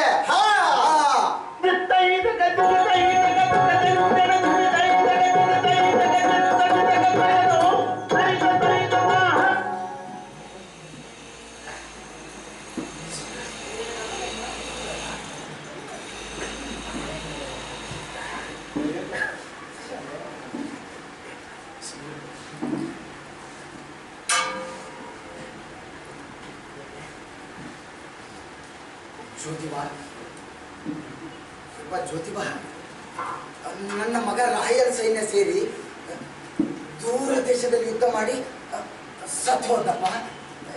ಯಾವುದೋ ಪತ್ರ ಬಂದಿದೆ ಜ್ಯೋತಿಬಾ. ಈ ಓದು ಬರಹ ಬರದ ನಾನು ಓದಿ ಹೇಳಿರಿ ಎಂದು ಕುಲಕರ್ಣಿ ಅವರ ಬಳಿ ಹೋದೆ. ಅದಕ್ಕವರು ಹಾಳಪ್ಪ ಪತ್ರದ ಮಜಕೂರ ಓದಿ ಹೇಳ್ತೇನೆ. ನಾ ಜಳಕ ಮಾಡಿ ಬರೋದಕ್ಕೆ ಅಲ್ಲಿ ಕಾಣ ರಾಶಿ ಕಡೆ ಎಲ್ಲ ಸಿಗಲಾಕ್ಬಿಡ ಅಂದ್ರು. ಸಂಜೆ ಮಠ ಆ ಕಟ್ಟಿಗೆ ಹೊಡಿಯೋ ಕೆಲಸನ ಹಾಕ್ಯಪ್ಪ. ಆದ್ರೂ ಅವ ಹೇಳಲಿಲ್ಲ. ಅದಕ್ಕ ಜ್ಯೋತಿಬಾ ನಾ ಇಲ್ಲಿ ಬಂದೀನಿ. ಓಸಿ ಓದಿ ಹೇಳಿ ಜ್ಯೋತಿಬಾ. ಇಲ್ಲಿ ತಾಕಳಪ್ಪ, ಇದು ಸರ್ಕಾರದ ಪತ್ರ.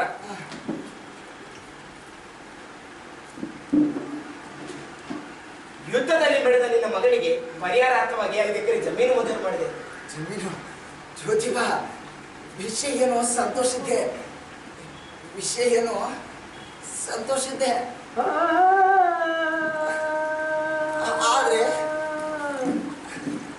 ಆದ್ರೆ ಇದನ್ನ ಹಂಚ್ಕೊಳ್ಳಕ್ ನನ್ನ ಹತ್ರ ಮಗನೇ ಇಲ್ವಲ್ಲ ಜ್ಯೋತಿಬಾ. ಮಗನೇ ಇಲ್ವಲ್ಲಪ್ಪ. ಮಗನೇ ಇಲ್ಲ. ಕಾಳಪ್ಪ, ಮಂಜೂರು ಮಾಡಿದ ಭೂಮಿಯನ್ನು 15 ದಿನಗಳಲ್ಲಿ ಸುಪರ್ದಿಗೆ ತೆಗೆದುಕೊಳ್ಳಬೇಕೆಂದು ಪತ್ರದಲ್ಲಿ ಹೇಳಿದೆ. ಆಯ್ತಪ್ಪ, ತುಂಬ ಉಪಕಾರ ಆಯ್ತು ಜ್ಯೋತಿಬಾ ನಿನ್ನಿಂದ. ಆ ದೇವರು ನಿನಗೆ ಒಳ್ಳೇದು ಮಾಡಲಿ ಜ್ಯೋತಿಬಾ. ನಾನು ನಿನ್ ಬರ್ತೀನಿ ಜ್ಯೋತಿಬಾ. ಆದ್ರೆ ಒಂದು ಮಾತು ಹೇಳ್ತೀನಿ ಜ್ಯೋತಿಬಾ.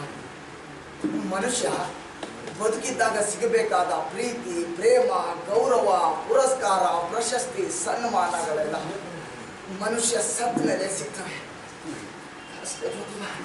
ನಾನು ಬರ್ತೀನಪ್ಪ.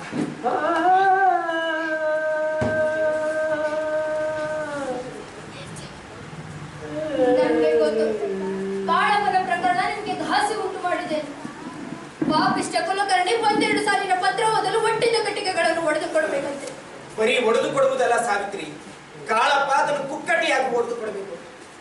ಸಾವಿತ್ರಿ, ಈ ಅಕ್ಷರಗಳ ಮಹಿಮೆ ನೋಡು ಸಾವಿತ್ರಿ. ಅವು ಇರದಿದ್ದರೆ ಮನುಷ್ಯ ಮತ್ತು ಪಶುಗಳಿಗೆ ವ್ಯತ್ಯಾಸವೇ ಇರುವುದಿಲ್ಲ. ಇದಕ್ಕೆ ಪರಿಹಾರವೇ ಇಲ್ವೇ? ಪರಿಹಾರ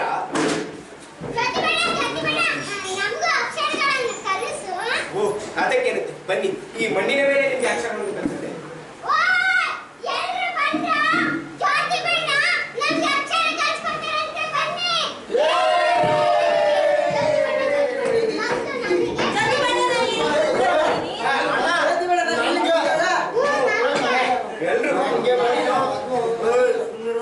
ಮತ್ತೆ ನಿಮಗೆ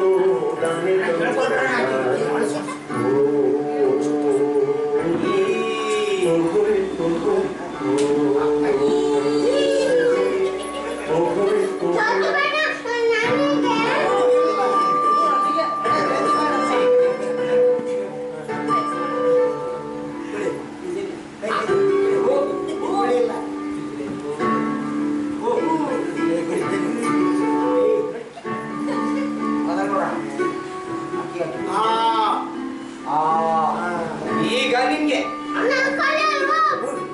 ಯಾಕೋ ಕಂದ ನಿನಗೆ ಹೂ ಹೇಳ್ಕೊಡ್ತೀನಿ.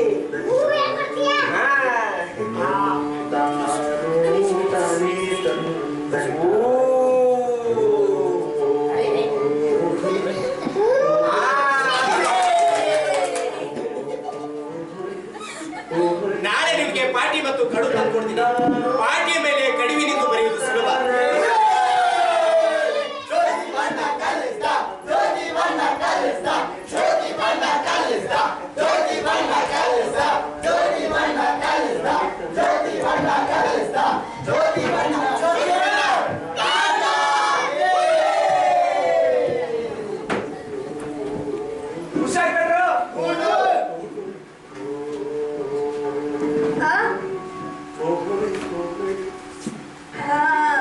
ಸಾವಿತ್ರಿ, ನೀನು ಅಕ್ಷರ ಕಲಿಯಬೇಕು. ಇವತ್ತಿನಿಂದಲೇ ನಾನು ನಿಮ್ಗೆ ಅಕ್ಷರವನ್ನು ಕೊಡ್ತೀನಿ. ಇಲ್ಲಿ ಕೊಡುಕೆ. ಅ ಅಂದ್ರೆ ಅರಸ. ಅ ಅಂದ್ರೆ ಅರಸ. ಆ ನನ್ನ ಜ್ಯೋತಿಬ ಅರಸ.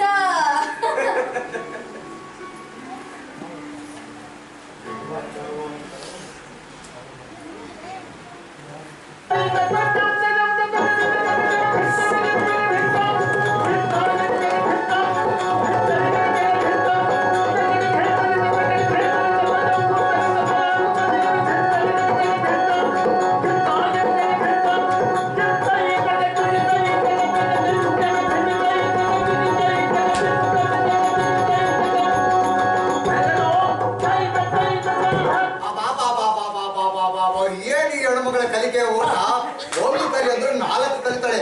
ಹೀಗೆ ಆಸಕ್ತಿ ಜ್ಯೋತಿ ಬಾಲನಿಗೆ ಹೊಸ ಏನನ್ನ ಕಲಿತಾಳೆ ಅಪ್ಪ? ಅವಳು ಕಲಿತು ಉದ್ಧಾರ ಮಾಡಿದ್ರು ಯಾರನ್ನ? ಗೆಳೆಯ, ಯಾರನ್ನ ಉದ್ಧಾರ ಮಾಡ್ತಾಳೋ ಇಲ್ವೋ ತಿಳಿಯೋದಿಲ್ಲ. ಆದ್ರೆ ಅಂದು ಆ ಕಾಲಘಟ್ಟದಾಗಿ ಅಕ್ಷರ ಕಲಿಯೋಕೆ ಅಂತ ಪಾಠ ಹಿಡಿದಲ್ಲ, ಅಷ್ಟು ಸಾಕು. ನಾವು ನಿನ್ನ ರೋದನೆ ಸಾಕು. ನಾಳೆ ಅವನಿಗೆ ಹೋಗೋಣ ಬಾ.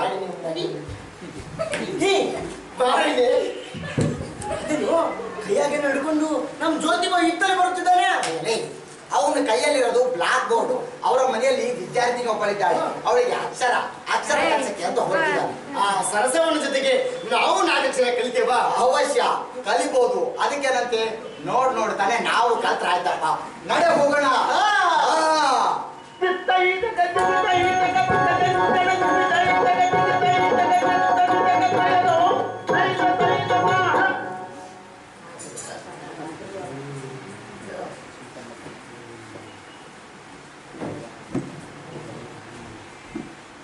ಸಾವಿತ್ರಿ, ನಿನ್ನೆ ಕಲಿತಿದ್ದು ಬರೀ, ಮುಂದಿನಂತ ನಿನ್ನೆ ಕೊಡ್ತೀನಿ.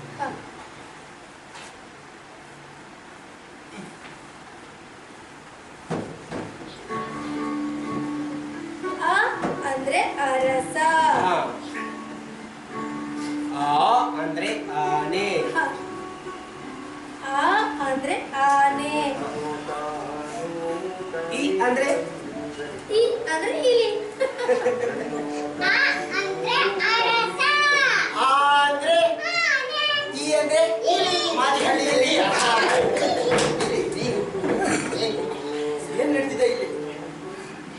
ಜನರಿಗೆ ಅಕ್ಷರ ದಾಸೋಹ ಮಾಡ್ತಾನೆ ಅಂತ ಗೊತ್ತಿತ್ತು, ಆದ್ರೆ ನನ್ನ ಹೆಂಡತಿಗೂ ಅಕ್ಷರ ಕಲಿಸ್ತಾನೆ ಅಂತ ಗೊತ್ತಿರಲಿಲ್ಲ. ಜ್ಯೋತಿವ ಏನ್ ನಡೆಸ್ತಿರುವೆ? ಅಕ್ಷರವನ್ನು ಕಲಿಸುತ್ತಿದ್ದೆ. ಅದನ್ನು ಮಾಡಬೇಡ, ಅದು ಧರ್ಮದ್ರೋಹದ ಕೆಲಸ ಅಂತ ನಾನು ನಿನ್ನ ಹಿಂದೆ ಹೇಳಿದ್ದೆ. ಅಪ್ಪ, ಈಗ ನಾನೇನು ಮಾಡುತ್ತೇನೆ ಅನ್ನೋದನ್ನು ಮಾಡದಿದ್ದರೆ ಧರ್ಮದ್ರೋಹದ ಕೆಲಸವಾಗುತ್ತದೆ. ನೋಡ್ ಜ್ಯೋತಿಬಾ, ನಾನು ಹೇಳೋದನ್ನ ಕೇಳೋದನ್ನ ಆದ್ರೆ ಮಾತ್ರ ನೀನು ಇಲ್ಲವಾದ್ರೆ ಇಲ್ಲಿದ್ದಿಲ್ಲೇ ನಿಲ್ಸಿದ್ರೆ ಸರಿ. ನೋಡ್ರಿ ನೋಡಿ, ಶೂದ್ರನಿಗೆ 4 ಅಕ್ಷರ ಬಂದ್ರೆ ಅವನು ಹೇಗೆ ರಾಕ್ಷಸನಾಗುತ್ತಾನೆ ಎಂದು ಮನು ಈಗಾಗಲೇ ಶಾಸ್ತ್ರದಲ್ಲಿ ಹೇಳ್ತಾನೆ. ನಾನಿಲ್ಲಿರುವುದೇ ಮಹಾಪಾಪ. ನೋಡು ನೋಡು, ನಿನ್ನ ಈ ಕೃತ್ಯದಿಂದ ಸಾಕ್ಷಾತ್ ಭೂಸುರನೇ ಓಡಿ ಹೋದ. ಅಪ್ಪ, ಅವರು ಭೂಸುರನೆಂದು ನಿನಗೆ ಯಾರು ಹೇಳಿದರು? ಮತ್ತೆ ಅವರು ಓಡಿ ಹೋದರೆ ನಿನಗೆ ಏಕೆ ಕಷ್ಟ ಬರ್ತದೆ? ಬ್ರಾಹ್ಮಣರು ಭೂಮಿಯ ಮೇಲೆ ದೇವರಲ್ಲವೇ? ಹಾಗೆಂದು ಹೇಳಿದವರು ಯಾರು? ನೀಲಕಂಠ ಶಾಸ್ತ್ರಿಗಳು ಹಾಗೆ ಹೇಳಿದರು. ಸ್ವತಃ ದೇವರೇ ಬಂದು ಅವರಿಗೆ ಹೇಳಿದರಂತೆ.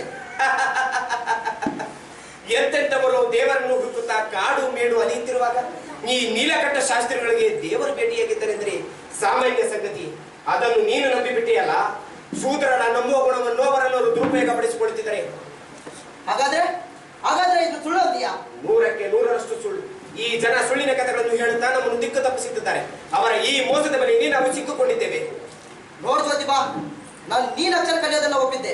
ಆದ್ರೆ ಸಾವಿತ್ರಿ ಅಕ್ಷರ ಕಲಿಸೋದ್ರ ಮೂಲಕ ನೀನು ಧರ್ಮದ್ರೋಹದ ಕೆಲಸ ಮಾಡ್ತಿದ್ಯಾ. ಕೂಡಲೇ ಇದನ್ನು ನಿಲ್ಸೋ. ಸಾವಿತ್ರಿ, ನನ್ನಿಂದಾಗಿ ನೀವು ಬೈಗುಳ ಕೇಳಬೇಕಾಯ್ತು. ಸಾವಿತ್ರಿ, ಇದು ಆರಂಭ. ಟೀಕಿಸುವವರಿಗೆ ಹೆದರಿ ನನ್ನ ಕೆಲಸವನ್ನು ಅರ್ಧಕ್ಕೆ ನಿಲ್ಲಿಸುವುದಿಲ್ಲ. ಸಾವಿತ್ರಿ, ನಾನೊಂದು ಉಪಾಯ ಮಾಡಿದ್ದೇನೆ. ಹೊಲಕ್ಕೆ ಹೋದಾಗ ಭೂತಾಯಿಯನ್ನೇ ಅಲ್ಲಿಗೆ ಮಾಡಿಕೊಂಡು ಅಕ್ಷರವನ್ನು ಕಲಿ.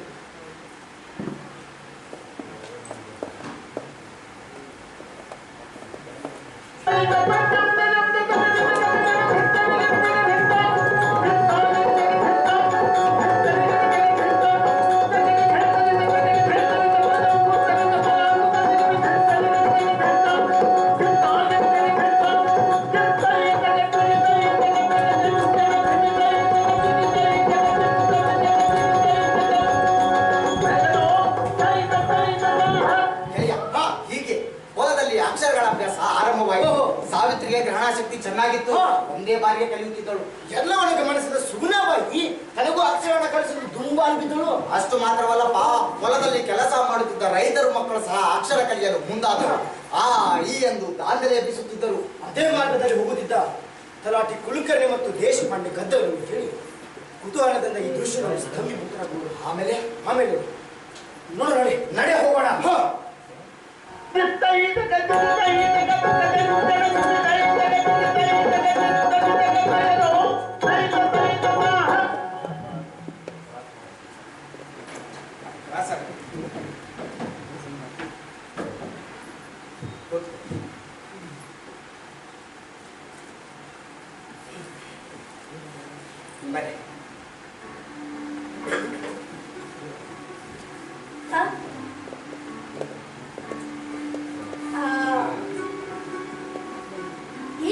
ಜ್ಯೋತಿಬಾ, ನನಗೂ ಅಕ್ಷರ ಕಲಿಸುವೆಯಾ?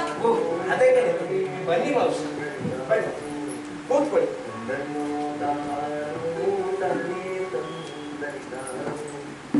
ತಗೊಳ್ಳಿ.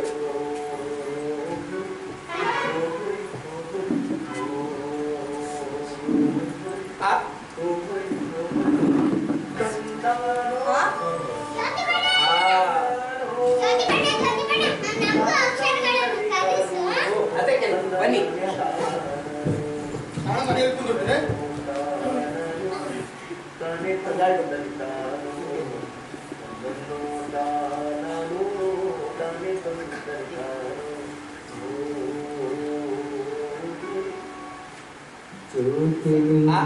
ಕರಗುವ ಮುನ್ನ ನಮ್ಮೆದೆಗೂ ಬೆಳಕ ಹರಿಸನ್ನ ಜ್ಯೋತಿನಿ ಕರಗುವ ಮುನ್ನ ನಮ್ಮೆದೆಗೂ ಬೆಳಕ ಹರಿಸನ್ನ ಎಂದಿಗೂ ಅಳಿಸಲಾಗದನ್ನ ನೀ ಬರೆದ ಅಕ್ಷರಗಳನ್ನ ಪಾಚಿಗಟ್ಟಿದ ಮನವೆಲ್ಲ ಶುಚಿಗೊಳಿಸುವುದು ಅಕ್ಷರವೊಂದೇ ಶುಚಿಗೊಳಿಸುವುದು ಅಕ್ಷರವೊಂದೇ ಶುಚಿಗೊಳಿಸುವುದು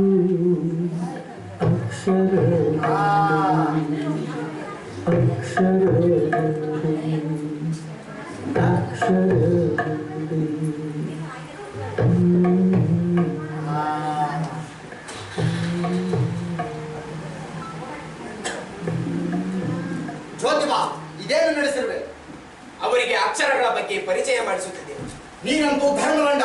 ನಿನ್ನಿಂದ ಈ ಮುಗ್ಧ ಜನರು ನರಕಕ್ಕೆ ಹೋಗುವರು. ತಲಾಟಿ ಕಾಕ ಹೇಳಿ, ನಾನು ಮಾಡಿದ ಧರ್ಮದ್ರೋಹದ ಕೆಲಸವೇನು? ಮತ್ತೆ ಇವರೇಕೆ ನರಕಕ್ಕೆ ಹೋಗಬೇಕು? ಯಾಕಂದ್ರೆ ನೀನ್ ಮಾಡ್ತಿರೋದು ಧರ್ಮದಂಡರ ಕೆಲಸ. ಅದರಲ್ಲಿ ಇವರೆಲ್ಲ ಭಾಗಿಗಳು. ಇವರಿಗೆಲ್ಲ ನರಕ ಪ್ರಾಪ್ತಿ ನಿಶ್ಚಿತ. ತಲಾಟಿ ಕಾಕ, ನಾನು ಯಾವತ್ತೂ ಧರ್ಮದಂಡರ ಕೆಲಸವೂ ಮಾಡಿಲ್ಲ. ಹಾಗಾದ್ರೆ ಇದೇನು ಜ್ಯೋತಿಬಾ? ಅಕ್ಷರಗಳು ತಲಾಟಿ ಕಾಕ, ಅಕ್ಷರಗಳು. ಸರಸ್ವತಿಯ ಪ್ರತೀಕಗಳ ಬಗ್ಗೆ ಅಬದ್ಧ ಆಡಬೇಡಿ. ನಾನು ಅದನ್ನೇ ಹೇಳ್ತಿದ್ದೀನಿ, ನಿನ್ನ ಮಲಿನ ಕೈಗಳಿಂದ ಸರಸ್ವತಿಯನ್ನು ಮುಟ್ಟಿ ಮಲಿನ ಮಾಡಬೇಡ ಅಂತ. ಅವುಗಳನ್ನು ಬರೆಯುವ ಮೊದಲು ನನ್ನ ಕೈಗಳನ್ನು ನೀರಿನಿಂದ ಸ್ವಚ್ಛ ಮಾಡಿಕೊಂಡು. ಮೂರ್ಖ, ನೀರಿನಿಂದ ಕೈ ತೊಳೆದುಕೊಂಡರೆ ಅವು ಸ್ವಚ್ಛವಾಗಿ ಬಿಡುತ್ತಾವೇನು? ಎಲ್ಲಾ ಸಮುದ್ರಗಳ ನೀರಿನಿಂದ ಕೈ ತೊಳೆದುಕೊಂಡರೂ ಶೂದ್ರನಾದ ನಿನ್ನ ಕೈಗಳು ಯಾವತ್ತೂ ಶುದ್ಧವಾಗುವುದಿಲ್ಲ. ನೀನು ಹುಟ್ಟ ಶೂದ್ರ ಮುಂದೆದು. ಮುಂದಿನ ಜನ್ಮದಲ್ಲಿ ಹಂದಿಯಾಗಿ ಹುಟ್ಟಿದೀಯ. ಓಹೋ, ವರಾಹ ಸಾಕ್ಷಾತ್ ವಿಷ್ಣುವೆ ಹಂದಿಯಾಗಿ ಹುಟ್ಟಿದ ಕಥೆ ತಮಗೆ ಗೊತ್ತಿದೆ ಅಂದುಕೊಂಡಿದ್ದೇನೆ. ಅದು ಹಂದಿ ಅಲ್ವೋ, ವರಾಹ. ವರಾಹ ವರಾಹ ವರಾಹ ಸಂಸ್ಕೃತದಲ್ಲಿ ವರಾಹ, ನಮ್ಮ ಭಾಷೆಯಲ್ಲಿ ಅದು ಹಂದಿ. ಬಹುಶಃ ಎರಡೂ ಭಾಷೆಗಳ ನಡುವಿನ ಅರ್ಥ ತಮಗೆ ಗೊತ್ತಿದೆ ಅಂದುಕೊಂಡಿದ್ದೇನೆ. ಅದೆಲ್ಲ ಪುರಾಣದ ಕಥೆ ಜ್ಯೋತಿಬಾ. ಈಗ ನಿನಗೆ ಬೇಡ, ಹಾಳಾಗೋಗ್ತೀಯ ಜ್ಯೋತಿಬಾ. ತಲಾಟಿ ಕಾಕ, ನಾನು ಯಾವ ಧರ್ಮದ್ರೋಹದ ಕೆಲಸವೂ ಮಾಡಿಲ್ಲ. ನನಗೆ ಮೋಕ್ಷ ಸಿಗುವುದೋ ಇಲ್ಲವೋ ಗೊತ್ತಿಲ್ಲ. ನನ್ನ ಮೋಕ್ಷದ ಬಗ್ಗೆ ನೀವೇಕೆ ತಲೆ ಕೆಡಿಸಿಕೊಳ್ಳಬೇಕು? ನೀನು ಹೇಗಾದ್ರೂ ಹಾಳಾಗೋಗು, ಆದ್ರೆ ವಿದ್ಯಾದಿ ದೇವತೆ ಸರಸ್ವತಿಯನ್ನು ಮಲಿನ ಮಾಡಬೇಡ. ವಿದ್ಯಾದೇವತೆ ಸರಸ್ವತಿಯನ್ನು ನಾನು ಮಲಿನ ಮಾಡುತ್ತಿಲ್ಲ. ನಿಮ್ಮೆಲ್ಲರಿಂದ ಕೈದಿ ಆಗಿರುವವಳನ್ನು ಮುಕ್ತಾಳನ್ನಾಗಿಸುತ್ತಿದ್ದೇನೆ. ಯಾಕೆ ಇನ್ನ ಸೆರೆಯಿಂದ ಬಿಡಿಸೋದು ನೀನ್ಯಾರು? ಹುಳ ಬಿಡ್ಸಾಯ್ತೀಯ ಜ್ಯೋತಿಬಾ. ಆಯ್ತು ಕಾಕ, ನಿಮ್ಮ ಶಾಪ ಫಲಿಸಲಿ. ಆದಷ್ಟು ಬೇಗ ಸರಸ್ವತಿ ನಿಮ್ಮಿಂದ ಮುಕ್ತಳಾಗಲಿ. ನೋಡಿ ತಲಾಟಿ ಕಾಕ, ಸರಸ್ವತಿ ಹೇಳಿದ ಅಕ್ಷರಗಳ ಮೇಲೆ ಮುಂದೆ ಒಯ್ದು ಮಲಿನ ಮಾಡುತ್ತಿರುವ ಯಾರು?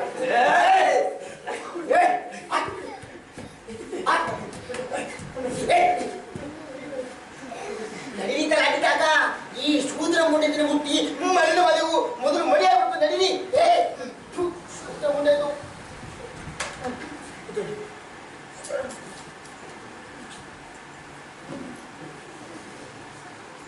ಇದೆಲ್ಲ ಇದ್ದಿದ್ದೆ. ನಾವು ಯಾವುದರಿಂದ ಹೊರ ಬರಬೇಕಾಗಿದೆ ಎಂಬುದು ನಮಗೆ ನಿಚ್ಚಳವಾದರೆ ಸಾಕು.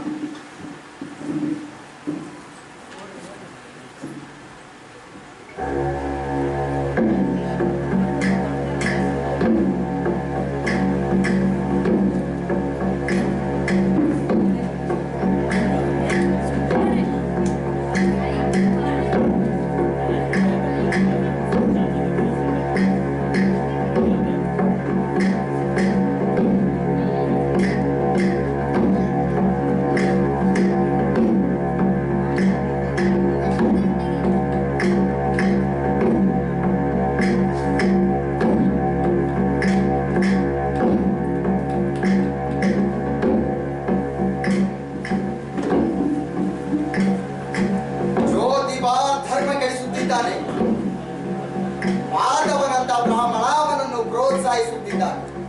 ಅವನ ತಂದೆ ತಾಯಿಗಳಿಗೆ ಬಹಿಷ್ಕಾರ ಆಗಬೇಕು. ಅಷ್ಟು ಮಾತ್ರವಲ್ಲ, ಬುಧವಾರವಾಡೆಯ ಸರ್ಕಾರಿ ಶಾಲೆಯಲ್ಲಿ ಓದುತ್ತಿರುವ ಆರು ವಿದ್ಯಾರ್ಥಿಗಳ ತಂದೆ ತಾಯಿಗಳಿಗೆ ಧಮಕಿ ಹಾಕಬೇಕು. ನೋಡಿ, ಈ ಶೂದ್ರ ಹೆಂಗಸರು ಅಕ್ಷರ ಕಲಿತರೆ ಅವೇ ಅಕ್ಷರಗಳು ಅವರ ಗಂಡಸರ ಊಟದ ತಾಟಿನಲ್ಲಿ ಹುಳುಗಳಾಗಿ ಬರುತ್ತದೆ ಎಂದು ವೇದದಲ್ಲಿ ಸಾರಿದೆ. ಅಯ್ಯೋ ದೇವರೇ, ಮುಂದೆ ಈ ಲೋಕದ ಗತಿ ಏನಪ್ಪ? ವೇದಗಳ ಪಾಂಡಿತ್ಯ ಪಡೆದಿರುವ ರಂಗನಾಥಾಚಾರ್ಯರೇ, ಇದಕ್ಕೆಲ್ಲ ನಿಮ್ಮ ಧರ್ಮಶಾಸ್ತ್ರದಲ್ಲಿ ನಿಯಮಗಳನ್ನು ತಿಳಿಸಿ ಹೇಳಿ ಸ್ವಾಮಿ. ಮನು ಧರ್ಮ ರಕ್ಷಣೆಗಾಗಿ ಅನೇಕ ನಿಯಮಗಳನ್ನು ರಚಿಸಿದ್ದಾನೆ. ಆ ನಿಯಮಗಳು ಸಮಾಜದ ಒಳಿತಿಗಾಗಿಯೇ ರೂಪಿಸಲ್ಪಟ್ಟವುಗಳು. ಬ್ರಾಹ್ಮಣನ ಸರಿಸಮಾನವಾಗಿ ಆಸೀನರಾಗುವ ಶೂದ್ರನಿಗೆ ಸೊಂಟದಲ್ಲಿ ಬರೆ ಹಾಕಿ ಊರಾಚೆ ದೂಡಬೇಕೆಂದು ಹೇಳಿದ್ದಾನೆ. ಜ್ಯೋತಿಬಾ ಬ್ರಾಹ್ಮಣ ಸಮುದಾಯವನ್ನು ಬೈದು ಅವಮಾನಿಸುತ್ತಿದ್ದಾನೆ. ಬ್ರಾಹ್ಮಣರು ಈ ದೇಶದ ಶಬ್ದಗಳನ್ನು ಬಿಂಬಿಸುತ್ತಿದ್ದಾನೆ. ಜ್ಯೋತಿಬಾನ ಕಮ್ಮುಕ್ಕಿನಿಂದ ಅಕ್ಷರ ಕಲಿಯಲು ಬಂದಿರುವ ಇಬ್ಬರು ಶೂದ್ರ ಹೆಂಗಸರು ಧರ್ಮ ದ್ರೋಹಿಗಳು. ಹೌದೌದು, ಧರ್ಮದ್ರೋಹಿಗಳಷ್ಟೇ ಅಲ್ಲ, ದೇಶದ್ರೋಹಿಗಳು ಕೂಡ. ರಾಷ್ಟ್ರಕ್ಕೆ ಧರ್ಮದ ಮಾರ್ಗದರ್ಶನವಿದ್ದರೆ ಮಾತ್ರ ಅದು ಸರಿದಾರಿಯಲ್ಲಿ ತಿಳಿಸುತ್ತದೆ. ಇಲ್ಲದಿದ್ದರೆ ಅದು ಅವ್ಯವಸ್ಥೆ ಆಧಾರವಾಗುತ್ತದೆ. ಯಾವುದೇ ಶುಭ ಕಾರ್ಯಕ್ಕೆ ಸ್ತ್ರೀ ಮಾಡ್ತಾಳು, ಅವಳು ಅಕ್ಷರಗಳನ್ನು ಮುಟ್ಲೇಬಾರದು. ಇಬ್ಬರು ಹೆಂಗಸರನ್ನು ಬೀದಿಯಲ್ಲಿ ಹೊಡೆದರೂ ಅದು ಧರ್ಮಕ್ಕೆ ಸಂಘಜಯವಾಗುತ್ತದೆ. ಹಾಗೆ ನಾನು ಸಾವಿತ್ರಿ ಮತ್ತು ಸುಗ್ನಬಾಯಿಯನ್ನು ಬೀದಿಗೆ ಹೊಡೆಯುತ್ತೇನೆ. ಈಗ ದೇಶದಲ್ಲಿರುವುದು ಇಂಗ್ಲಿಷರ ಸರ್ಕಾರ. ಪೇಶ್ವೆಗಳ ಆಡಳಿತದಲ್ಲಿ ನಾವು ಹೇಳಿದ್ದೆಲ್ಲ ನಡೆಯುತ್ತಿತ್ತು.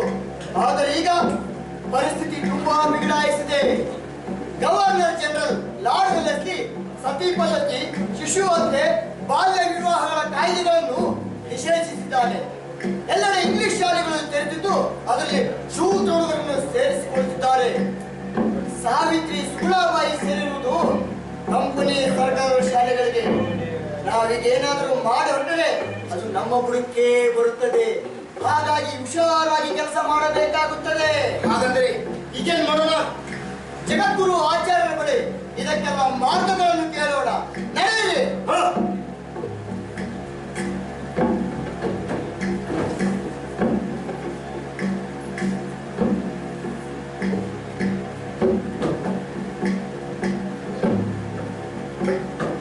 ಗೋವಿಂದರಾವ್, ಪುಣೆಯಲ್ಲಿ ಏನೇನು ಗೊತ್ತಾ ನಿಮಗೆ?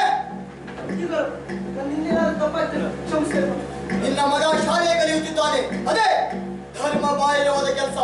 ಆದರೆ ಈಗ ನಿನ್ನ ಸೊಸೆ ಮತ್ತು ಸುಗುಣಾಬಾಯಿಯನ್ನು ಅಕ್ಷರ ಕಲಿಯಲು ಬಯಸುತ್ತಿರುವಂತೆ ಇಷ್ಟು ಸೊಕ್ಕು ಬಂದೆ ನಿನಗೆ? ಅವರಿಬ್ಬರು ಅಮಾಯಕರು. ನನ್ನ ಮಗ ಒಂದಿಷ್ಟು ಕೊಂಡ, ಅವ್ರು ದಿನ ಬರ್ಕೊ ಹೋಗಿದ್ದಾರೆ ಅಷ್ಟೇ. ಯಾರು ಬಂದಿದ್ಯೋ? ಬೆಟ್ಟು ಕಣ್ಣು ಮುಚ್ಚಿ ಹಾಕುದ್ರೆ ಲೋಕ ಕುರುಡೆ. ಅದರ ಗುಂಡೆಯ ಮೇಲೆ ಎರಗಿದ್ದಾರೆ, ಸತ್ಯವೇನೆಂದು ತಿಳಿಯುತ್ತದೆ. ನಿನ್ನ ಮನೆಯಲ್ಲಿ ಕೂಡ ನಡೆದಿರುವುದು ಇದೆ. ವಯಸ್ಸಾಯ್ತು ಹೊರತು ಬುದ್ಧಿ ಬೆಳೆದಿಲ್ಲ ನಿಮಗೆ. ಅದು ನಿಮ್ಮ ಕಾರಣದಿಂದ ಇಡೀ ಸಮಾಜವನ್ನೇ ನರಕೆ ತರುತ್ತಿದ್ರಿ. ಅದು ನೋಡ್ಕೊಂಡಿದ್ದೆವು. ಇದೀಗ ಧರ್ಮ ಸಂಸ್ಥಾನದಿಂದ ನನಗೆ ಆದೇಶ ಬಂದಿದೆ. ಈ ಧರ್ಮೋದ್ರದ ಕೆಲಸ ಈಗಿದ್ದೀಗಲೇ ನಿಲ್ಲಿಸಿ ಹೋದ್ರೆ ಮುಂದಿನ ಪರಿಣಾಮಗಳಿಗೆ ನಾವು ಜವಾಬ್ದಾರರಲ್ಲ.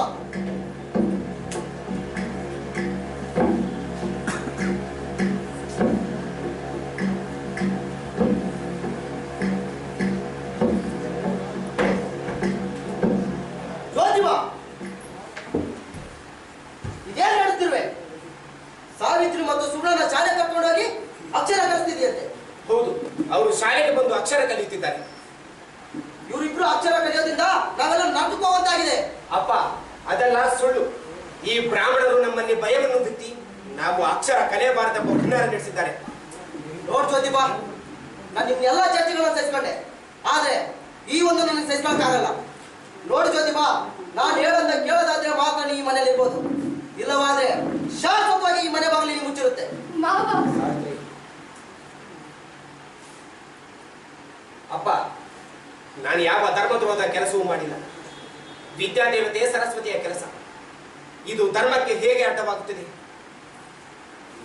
ನಾನಿಟ್ಟ ಹೆಜ್ಜೆಯನ್ನು ಹಿಂದೆ ಸರಿಸುವುದಿಲ್ಲ. ನೀವೀಗ ಸಿಟ್ಟಿನಲ್ಲಿದ್ದೀರಿ. ಈ ಮಾತುಗಳು ನಿಮ್ಮ ನಾಲಿಗೆಯಲ್ಲಿ ಹೇಳಿಸುತ್ತಿರುವುದು ಯಾರೆಂದು ನನಗೆ ಗೊತ್ತು. ಇರಲಿ, ನಿಮಗೆ ಸಂತೋಷವಾಗುವುದಾದರೆ ಈಗಿಂದೀಗ ಮನೆ ಬಿಟ್ಟು ಹೋಗುತ್ತಿದ್ದೇನೆ. ನಾನು ನಿಮ್ಮ ಜೊತೆಗೆ ಬರುತ್ತೇನೆ. ನೀವು ಕೈಗೊಂಡಿರುವ ಕೆಲಸದ ಬಗ್ಗೆ ಕೊಂಚವೂ ಸಂಶಯವಿಲ್ಲ.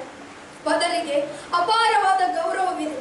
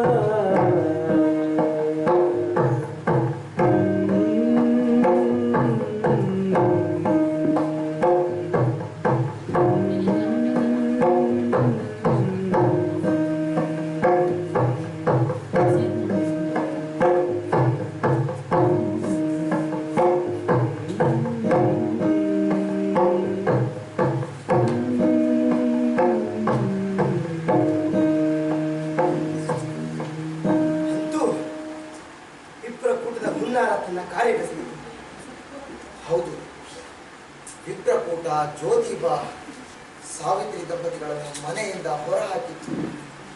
ಸುಲಭವಾಗಿ ಮನೆಯನ್ನು ಬಿಟ್ಟರು. ಸರಿ, ಮುಂದೆ ಎಲ್ಲಿಗೆ ಹೋದ್ರಪ್ಪ ಅವರು?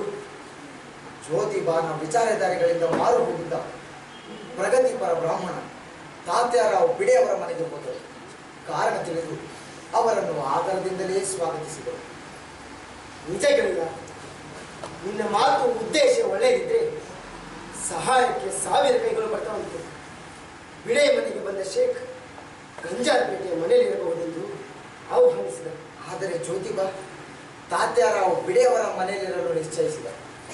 ತನ್ನ ಅಪ್ಪನ ಹೊಲದ ಕೆಲಸಕ್ಕೆ ತಿಲಾಂಜಲಿಯನ್ನು ಕೊಟ್ಟು ತನ್ನ ಶಿಕ್ಷಕ ವೃತ್ತಿಯನ್ನು ಮುಂದುವರೆಸಿದ. ಗೆಳೆಯ, ನಾನು ಮನೆ ಬಿಟ್ಟು ಬಿಳೆ ಮನೆಯಲ್ಲಿದ್ದ ಸಾವಿತ್ರಿಬಾಯಿ ಜ್ಯೋತಿಬಾ ದಂಪತಿಗಳ ಮುಂದಿನ ವಿಚಾರಗಳನ್ನು ಬೇಗ ತಿಳಿಸಿ ಹೇಳು ಗೆಳೆಯ. ಸಮಾಧಾನ, ಸಾವಧಾನ, ಆತರ ಪಡಬೇಡ. ಅವರು ಮನೆ ಬಿಟ್ಟು ಬಂದಲ್ಲಿ ಶುರುವಾಯಿತು ನಿಜವಾದ ಕೆಲಸ. ಇದು ತನಕ ನಿರ್ಮಿಸಿಕೊಂಡಿದ್ದ ತಳಪಾಯದ ಮೇಲೆ ಕಟ್ಟುವ ಕೆಲಸ ಸಾಂಗವಾಗುತ್ತಿದೆ. ಮುಂದೇನಾಗುವುದು ಎಂದು ನೋಡೋಣ ನಡೆ.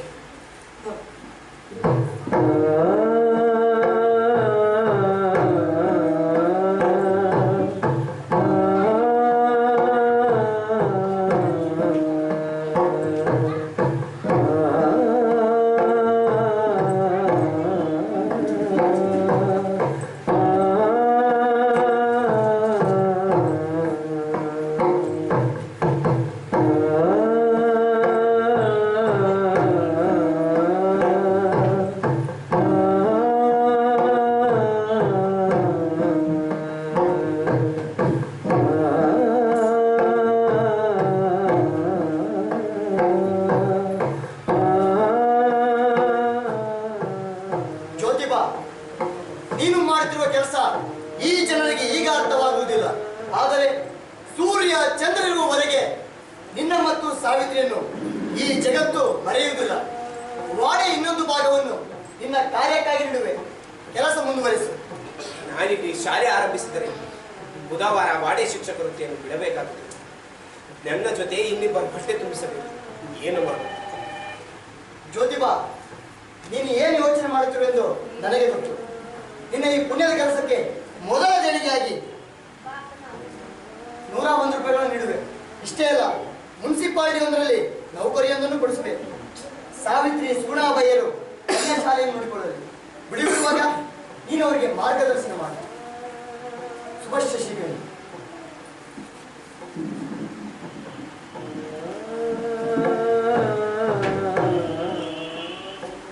ಸಾವಿತ್ರಿ, ನೀನು ಕನ್ಯಾ ಶಾಲೆಯ ಶಿಕ್ಷಕ ಆಗಬೇಕು. ಶಿಕ್ಷಕ ಕೇಳಲು ಅಷ್ಟು ಚೆನ್ನಾಗಿಲ್ಲ. ನಾನು ಕನ್ಯಾ ಶಾಲೆಯಲ್ಲಿ ಕಲಿಸುವುದರಿಂದ ಶಿಕ್ಷಕಿ ಎಂದು ಮಾಡಿಕೊಳ್ಳುವೆ. ಒಳ್ಳೆಯ ಮಾತು ಸಾವಿತ್ರಿ. ಶಿಕ್ಷಕಿ ಶಿಕ್ಷಕಿ ಈ ಮಾತನ್ನು ಕೊಟ್ಟ ಮೊದಲಿಗಳು ನೀನು. ನಾವೀಗ ಹೆಣ್ಣು ಮಕ್ಕಳಿಗಾಗಿ ನೇಟಿವ್ ಫೀಮೇಲ್ ಸ್ಕೂಲ್ ಪುಣೆ, ಹುಡುಗರಿಗಾಗಿ ಸೊಸೈಟಿ ಫಾರ್ ಪ್ರೊಮೋಟಿಂಗ್ ಎಜುಕೇಶನ್ ಬಹಾರ್ ಅಂಡ್ ಮಾಂಗ್ ಸಂಸ್ಥೆಗಳನ್ನು ರಿಜಿಸ್ಟರ್ ಮಾಡಿಸೋಣ.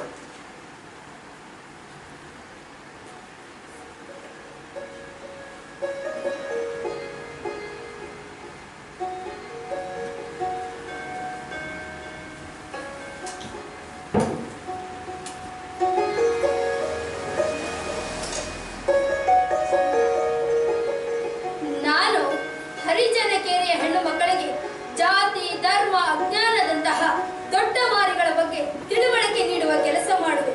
ಉಚ್ಚ ಜಾತಿಯ ಹೆಣ್ಣು ಮಕ್ಕಳ ಬದುಕು ಗುಲಾಮಗಿರಿಯಲ್ಲಿಯೇ ಇದೆ. ಶೂದ್ರ ವರ್ಗದ ಹೆಣ್ಣು ಮಕ್ಕಳಂತೂ ಗುಲಾಮರಾಗಿಯೇ ಬದುಕುತ್ತಿದ್ದಾರೆ. ಅವರ ಅಂಧಕಾರವನ್ನು ದೂರಾಗಿಸಿ ಬೆಳಕಿನೆಡೆಗೆ ಕರೆತರುವ ಯತ್ನಿಸುವೆ. ಕುಟುಂಬದ ಒಂದು ಹೆಣ್ಣು ಶಿಕ್ಷಿತಳಾದರೂ ಇಡೀ ಕುಟುಂಬ ಶಿಕ್ಷಿತವಾಗುತ್ತದೆ.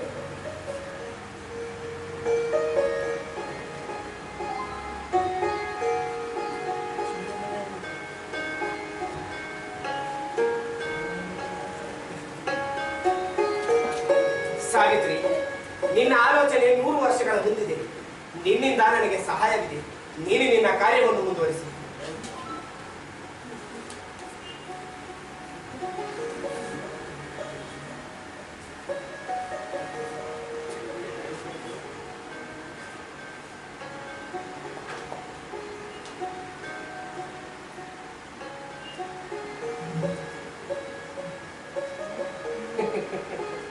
ಸಾವಿತ್ರಿ,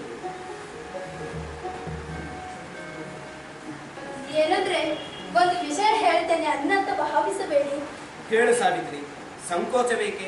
ನಮ್ಮ ಶಾಲೆಗೆ ಬರುವ ಮಕ್ಕಳಿಗೆ ಊಟ ಇಲ್ಲ ಎಂಬುದು ನನ್ನ ಗಮನಕ್ಕೆ ಬಂದಿದೆ. ಅದಕ್ಕೆ ಒಂದು ಯೋಚನೆ ಮಾಡಿದ್ದೇನೆ. ಹೇಳು ಸಾವಿತ್ರಿ, ನಿನ್ನ ಯೋಜನೆ ಏನು ಅಂತ? ನಮ್ಮ ಶಾಲೆಗೆ ಬರುವ ಬಡ ಮಕ್ಕಳಿಗೆ ಪ್ರತಿದಿನ ಊಟ ಕೊಡಲು ನಿರ್ಧರಿಸಿದ್ದೇನೆ. ಊಟ? ಹಾಗೆಂದರೆ ಹುಡುಗಿಯರಿಗಾಗಿ ನಾನೇ ಊಟ ಕಟ್ಟಿಕೊಂಡು ಹೋಗುತ್ತೇನೆ. ಅವರಿಗೆ ಹೊಟ್ಟೆ ತುಂಬಿದ ಮೇಲೆ ನಾನು ಹೇಳಿಕೊಡುವ ಪಾಠ ಅವರಿಗೆ ಅರ್ಥವಾಗುತ್ತದೆ. ಅದು ತುಂಬಾ ಶ್ರಮದ ಕೆಲಸವೇ ಅಲ್ಲವೇ ಸಾಧ್ಯ? ನಿನ್ನಿಂದ ನಿಭಾಯಿಸಲು ಸಾಧ್ಯವೇ? ನಾನು ಮುಂಜಾನೆ 4ಕ್ಕೆ ಎದ್ದು ನಮಗೆ ಬೇಕಾದ ರೊಟ್ಟಿಗಳ ಜೊತೆಗೂ ಮಕ್ಕಳಿಗಾಗಿ 10 ರೊಟ್ಟಿ ಬಡಿಯುವೆ. ಮೊದಲೇ ಎಲ್ಲವನ್ನು ನಿರ್ಧರಿಸಿಕೊಂಡು ಬಂದರು. ಶಾಲೆಯಲ್ಲಿನ ದುಡಿದದ ಜೊತೆಗೆ ಮನೆಯಲ್ಲಿ ದುಡಿಯುವ ಆರೋಗ್ಯದ ಬಗ್ಗೆ. ಭಾರತೀಯ ಹೆಂಗಸರು ದುಡಿಮೆಗೆ ಎಂದೂ ಹಂಚಿದವರಲ್ಲ. ಅವರ ದುಡಿಮೆ ಶಕ್ತಿ ಕಂಡು ಹೆದರಿದವರು ಗಂಡಸರು. ಸಾವಿತ್ರಿ, ಅಂತೂ ಮಾತು ಕಲಿತೀನಿ. ನಿಮ್ಮಿಂದಲೇ ಈ ಮಾತುಗಳನ್ನೆಲ್ಲ ಕಲಿತು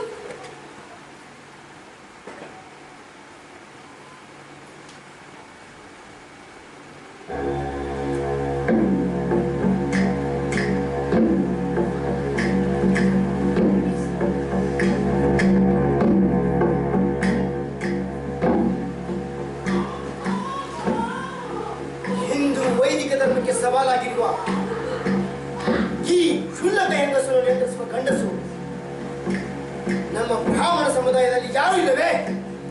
ನೀವೇ ಇದ್ದೀರಲ್ಲ ಸುಧಾಕರ ಕಾಕ.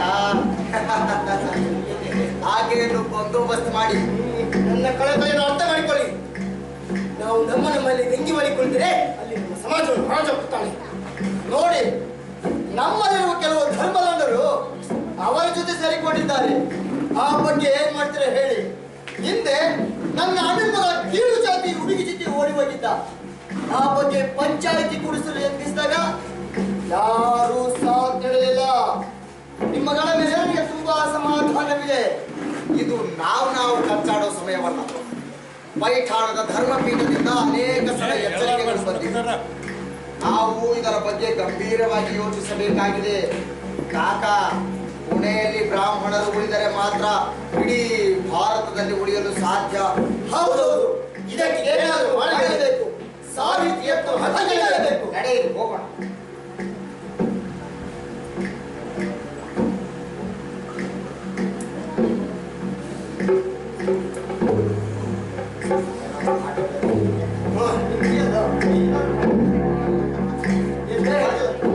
ಚಿನಾಲಿ ಎಲ್ಲ ಹೊರಟಿದ್ದಾಳೆ. ಅವಳನ್ನ ತಡಿಬೇಡ. ಎಡಿಯನ್ನ ಭೇಟಿ ಆಗುತ್ತ ಹೊರಟಿದ್ದಾಳೆ. ಅಲ್ಲ, ಮನೆಯಲ್ಲಿ ಗಂಡ ಅನ್ನೋ ಪ್ರಾಣಿ ಇದ್ದಾನಲ್ಲ, ಅವನ ಗತಿ ಏನು? ಅವ ಸಮಾಜೋದ್ಧರಣದ ಕೆಲಸದಲ್ಲಿ ತೊಡಗಿದ್ದಾನಪ್ಪ. ಸಂಭಾಳಿಸಕ್ಕೆ ಅವನಿಗೆ ವೇಳೆ. ಅವನಿಗೆ ಬಹಿರಂಗವಾಗಿ ಕೆರೆಗಳನ್ನು ಹುಡುಕುತ್ತಾ ಹೊಡಿತಾಳೆ.